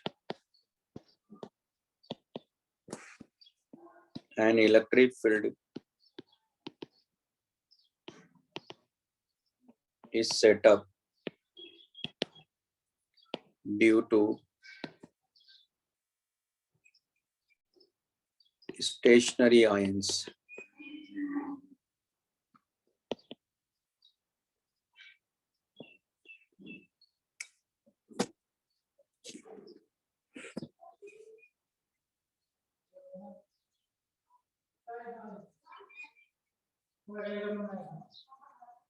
And due to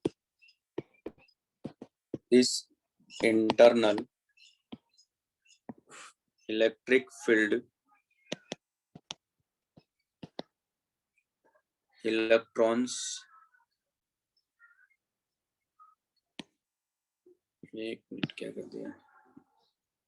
electrons and holes start drifting.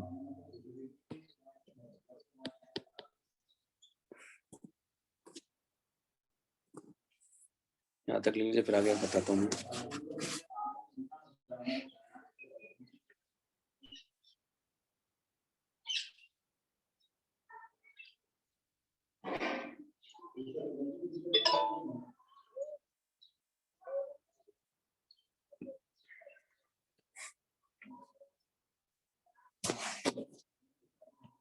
Which creates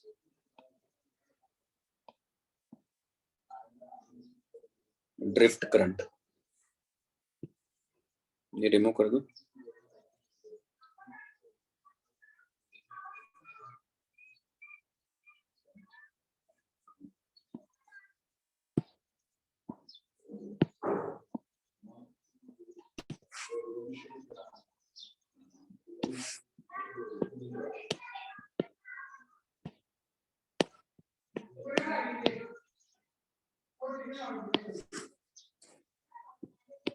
But at equilibrium,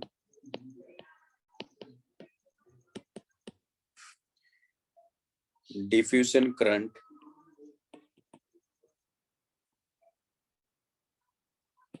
will be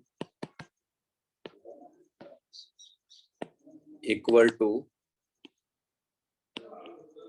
drift current. Okay.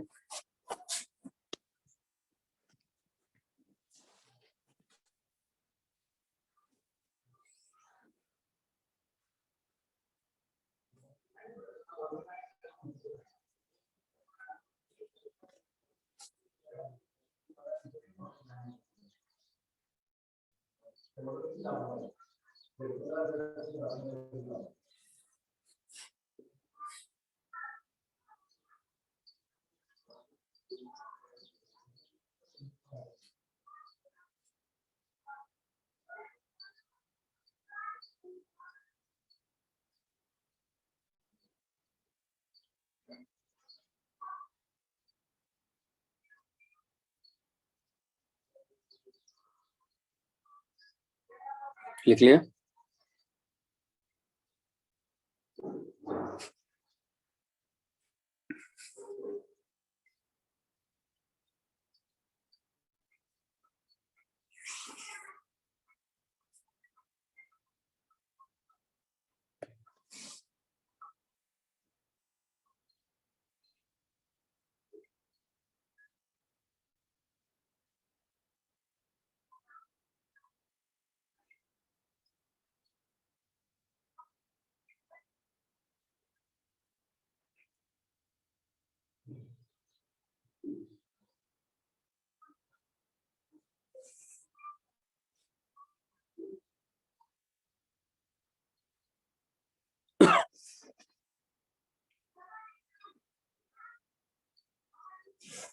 तो इसमें जो ID है यानी जो drift current है वो ऐसे flow कर रहा होगा और सॉरी डिफ्यूजन करंट ऐसे फ्लो कर रहा होगा और जो ड्रिफ्ट करंट है इसको कैसे लिखें, यानी ये एक तरह से डिफ्यूजन कर लेता हूँ और ये जो करंट इधर फ्लो करेगा वो होगा drift.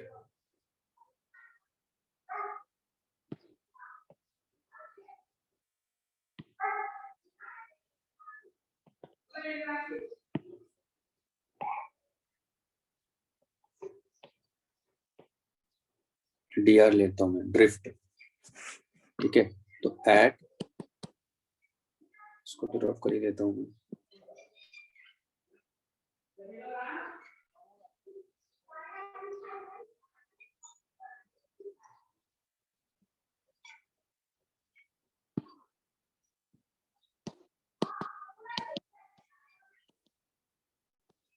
I diffusion equal to क्या होगा, आई ड्रिफ्ट।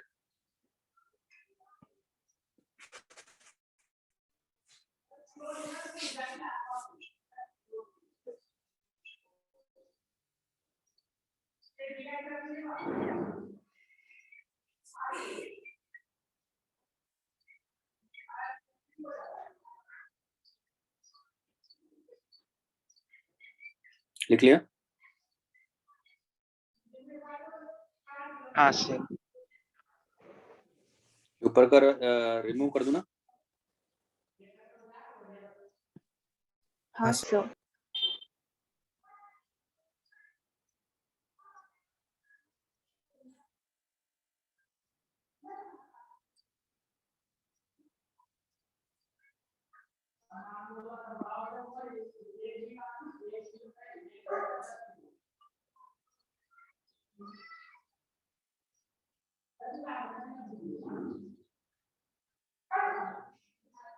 तो यहाँ क्या होगा दरअसल, ये चीज भी समझ लेते हैं।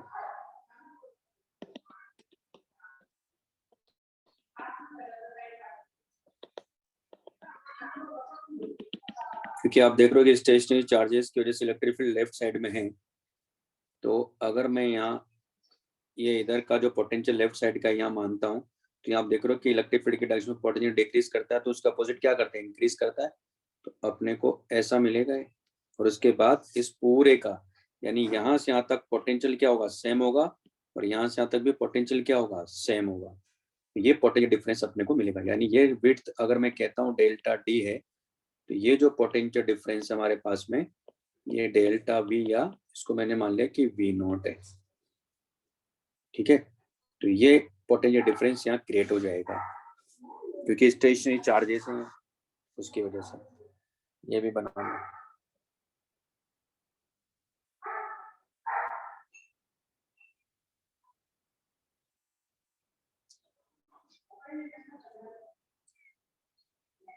तो ये हो गया। अच्छा, इसको पीएन जंक्शन, यानी ये जो मिला अपने को क्या मिल गया, एक तरह से जंक्शन मिल गया, इसलिए पीएन जंक्शन बोलते हैं। और ये जो पूरा सिस्टम यहाँ मिला है जंक्शन के साथ में पी टाइप एन टाइप, इसको हम बोलते हैं पीएन जंक्शन डायोड। फिर इसको हम लोग यूज करेंगे, कैसे यूज करेंगे, तो इसी से हम लोग फोटो डायोड बनाते हैं, एलईडी बनाते हैं, फोटो सेल बनाते हैं, इसी को हम लोग ट्रांजिस्टर में भी यूज करते हैं। तो ये हमारे पास में एक डायोड हो गया। डायोड क्यों कहा गया इसको, क्योंकि इसमें दो टर्मिनल है, एक टर्मिनल ये होता है और एक टर्मिनल ये होता है। ठीक है, इसलिए इसको डायोड कहा गया। हाँ, क्या पूछ रहे हैं आप? ग्राफ नहीं समझे? ग्राफ नहीं समझे तो बेटा इसका मतलब आपको तो पुराना कुछ आता ही नहीं है, क्या बताएं? बताइए मुझे। अरे भाई, इलेक्ट्रिक फील्ड इस डायरेक्शन में है तो आप एक कॉन्सेप्ट ही भूल गए, E equal to minus delta V by delta R, भूल गए? याद आ रहा है? तो इलेक्ट्रिक फील्ड की डायरेक्शन में पोटेंशियल डिक्रीज करता है तो उसका अपोजिट क्या कर रहा है, देखो इंक्रीज करता जा रहा है ना ये। इलेक्ट्रिक फील्ड की डायरेक्शन में पोटेंशियल क्या करता है, डिक्रीज करता है ना, तो ग्राफ मिलेगा ना, स्लोप। क्योंकि इलेक्ट्रिक फील्ड नेगेटिव डायरेक्शन में, तो नेगेटिव नेगेटिव में क्या हो जाएगा, पॉजिटिव हो जाएगा, है ना, क्योंकि है ना, क्योंकि इलेक्ट्रिक फील्ड क्या है, नेगेटिव, इसलिए इसका मतलब ये delta V by delta R क्या आना चाहिए, यहाँ पॉजिटिव आना चाहिए, क्योंकि इलेक्ट्रिक फील्ड नेगेटिव डायरेक्शन में।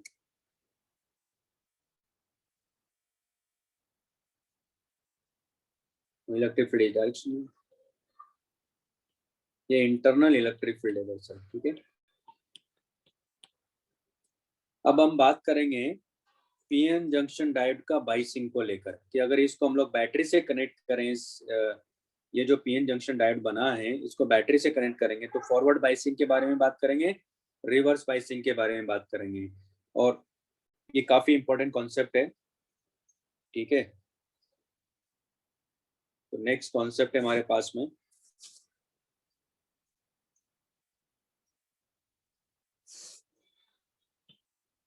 अच्छा, इसका पहले सर्किट सिंबल भी बताता हूं मैं आपको। सर्किट में पीएन जंक्शन डायोड को कैसे देखेंगे, इस तरह से, जब भी इस तरह का आपको कोई फिगर नजर आए, इसका मतलब ये पी होता है और ये एन होता है, ठीक है। इसको बोलते हैं पीएन जंक्शन डायोड।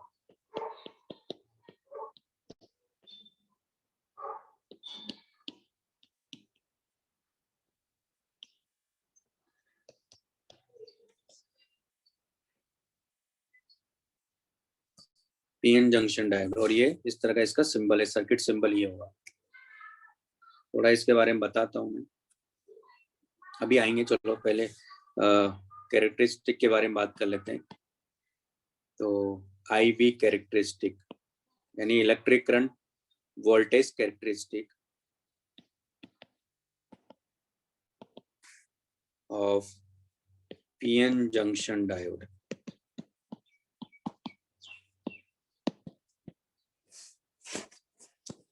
तो इसमें दो तरह की कैरेक्टरिस्टिक की बात करेंगे, एक होगा इनपुट मतलब फॉरवर्ड बाइसिंग,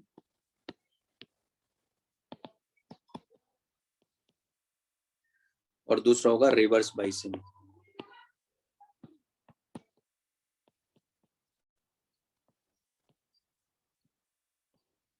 देखिए, आप समझते हो कि सिलेबस स्लो हो गया, ये हो गया, यार ऐसे थोड़ी पनवेल पे रिजल्ट आता है, कुछ तो रीजन होगा।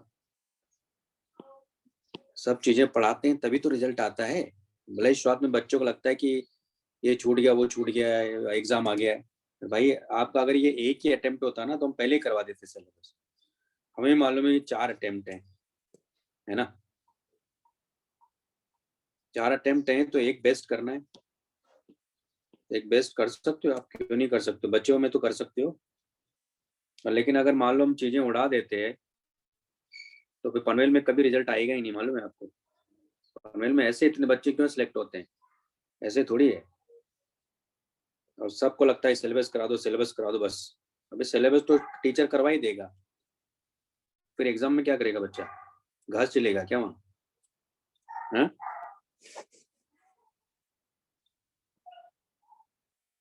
तो पहले ये भी तो देख लो हमारा रिजल्ट इतना क्यों आता है। भाई मजे तो हम करते नहीं क्लास में, जिनकी जो मजे करते हैं ना उनका रिजल्ट नहीं आता है। पनवेल में अगर इतने बच्चों का सिलेक्शन हुआ, इतने मेंस में क्वालिफाई करे थे, एडवांस में इतने सारे बच्चे गए, तो ऐसे थोड़ी गए चले गए, कुछ तो किया होगा हमने। तो सिलेबस करा दो सर जल्दी से। भाई हम तो नहीं करवा, मैं तो नहीं करा सकता जल्दी से, मुझे नहीं लगता है कि हम तीनों में से कोई जल्दी करवा सकता है। जल्दी करवाएंगे तो चीजें उड़ा देंगे, फिर क्या होगा, एग्जाम में बैठे रहना। सिलेबस तो हो गया था सर हमारा, सिलेबस तो हो गया, सिलेबस तो कोई भी करा देगा। आता कितना है, तो जो पढ़ा रहे हैं उसको अच्छे से पढ़ो, कोई चीज नहीं छोड़ रहे हैं, सब पढ़ा रहे हैं, अपने आप आ जाएगा रिजल्ट। और जो बोल रहे हैं उसको फॉलो करिए, दिमाग मत लगाइए उधर का। चलो सबसे पहले बात करते हैं फॉरवर्ड बाइसिंग के बारे में, ठीक है। तो फॉरवर्ड बाइसिंग का मतलब क्या है, पहले वो भी समझ लेते हैं। लिख लिया था वो,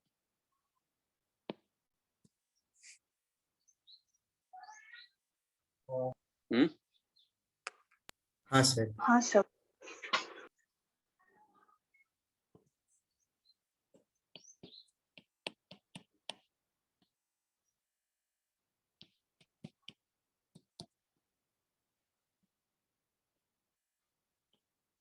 तो फॉरवर्ड बायसिंग का मतलब यह है कि जब हम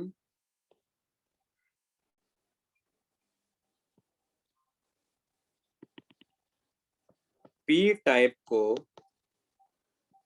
बैटरी के पॉजिटिव टर्मिनल से कनेक्ट करते हैं और एन टाइप को बैटरी के नेगेटिव टर्मिनल से कनेक्ट करते हैं, तो इसको बोलते हैं फॉरवर्ड बायसिंग। ठीक है, तो यहाँ इस केस में क्या होगा, मान लो ये लेयर बनी है, तो लेयर कैसे बनेगी, ये नेगेटिव है, इधर इधर ये पॉजिटिव है,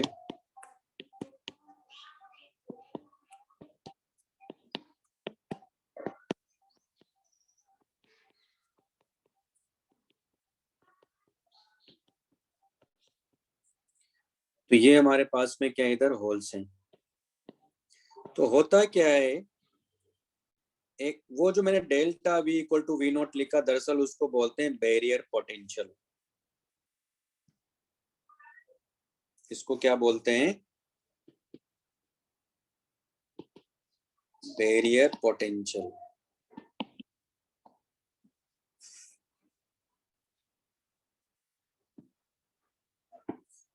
तो यहाँ होता क्या है कि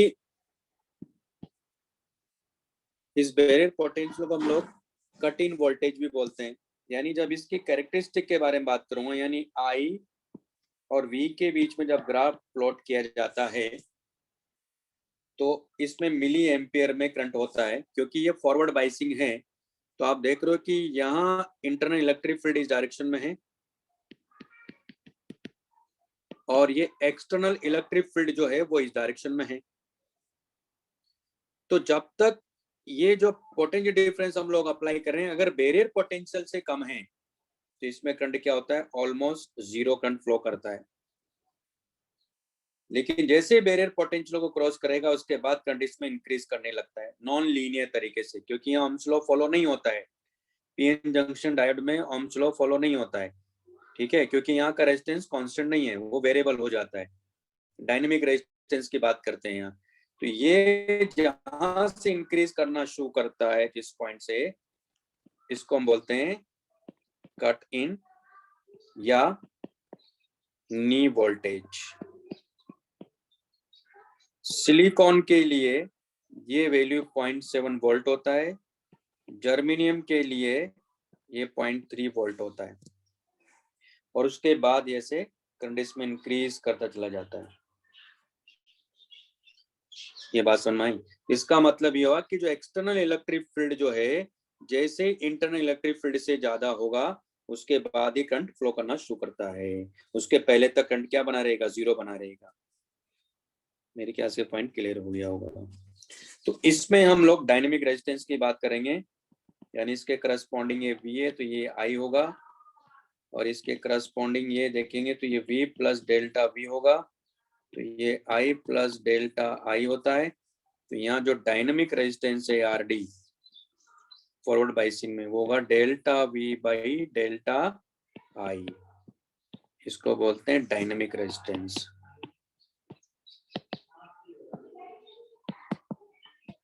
जो कि ये वेरिएबल रेजिस्टेंस है इसका। तो यहाँ ओम्स लॉ फॉलो नहीं होता है। क्लियर है भाई सबको बात? और ये वैल्यू याद रखना है क्योंकि आगे क्वेश्चन करने में काम आएगी हमारे, क्योंकि इस पे मेंस में पहले कई बार क्वेश्चन आ चुके हैं।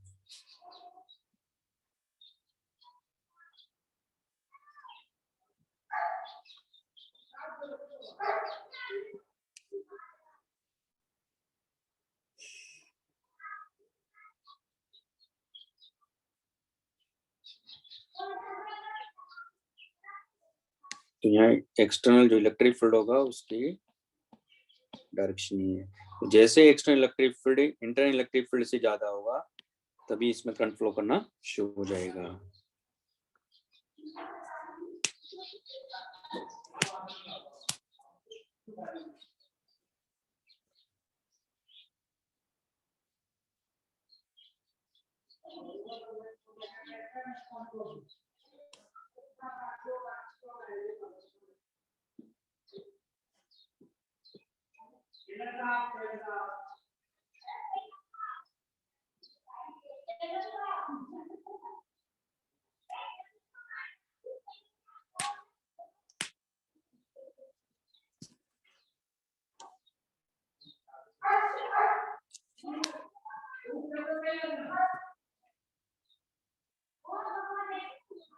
लिख लिया? Sir 1 minute.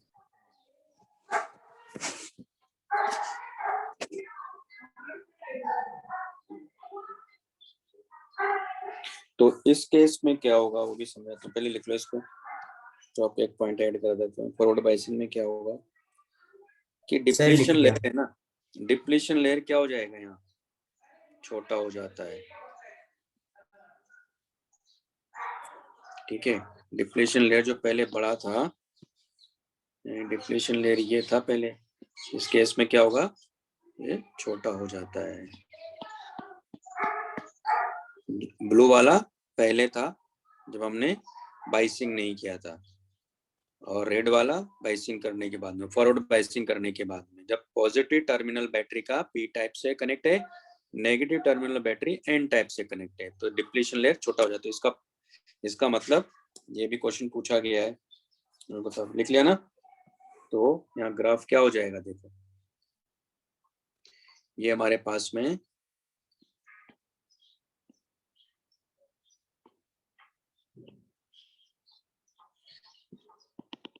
ये बाइसिंग के पहले का वोल्टेज है,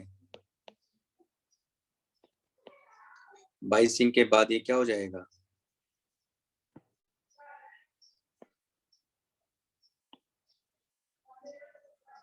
ये डिक्रीज कर जाएगा। तो ये फॉरवर्ड बाइसिंग के केस में, यानी वी एफ जो होगा वो लेस देन वी नोट होगा। इस पे भी क्वेश्चन आया है ग्राफ को लेकर, फॉरवर्ड बाइसिंग में ये इस तरह से होगा। ठीक है, ये भी बना लो।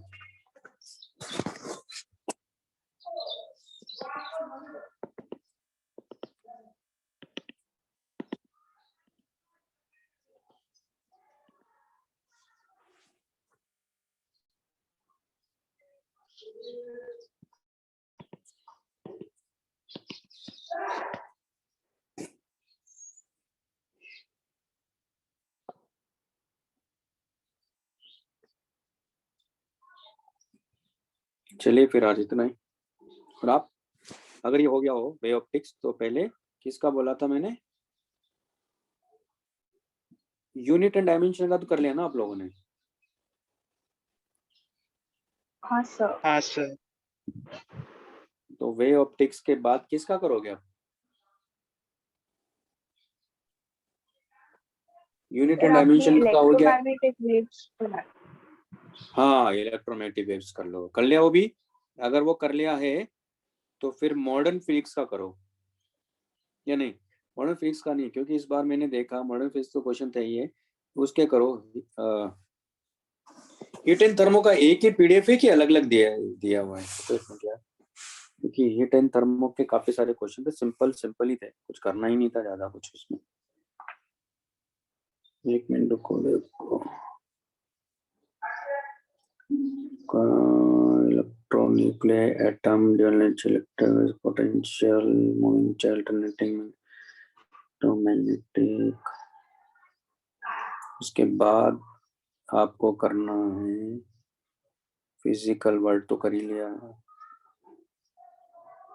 Gravitation, kinetic theory of gases का करना है। उसके बाद इसका करना है काइनेटिक, एक मिनट, ग्रेविटेशन आएगा तो करंट करना है। कितने क्वेश्चन है इसमें? 63 क्वेश्चन है, ये सारा करना है नेक्स्ट क्लास तक। कैसे करना है, पहले अभी क्या डिस्कस, वे ऑप्टिक्स हो गया है, तो इलेक्ट्रोमैग्नेटिक वेव्स के बाद में काइनेटिक थ्योरी ऑफ गैसेस। तो काइनेटिक थ्योरी ऑफ गैस, हाँ थोड़ा सा बचा है ना, पूरा कंप्लीट थोड़ी हुआ। हाँ, तो मतलब कर लो, मैं वही कह रहा हूँ सीक्वेंस, मैं पहले क्योंकि उसी हिसाब से करूंगा। ठीक है, सीक्वेंस बता रहा हूँ मैं आपको, है ना, तो उस तरह से करते रहिए।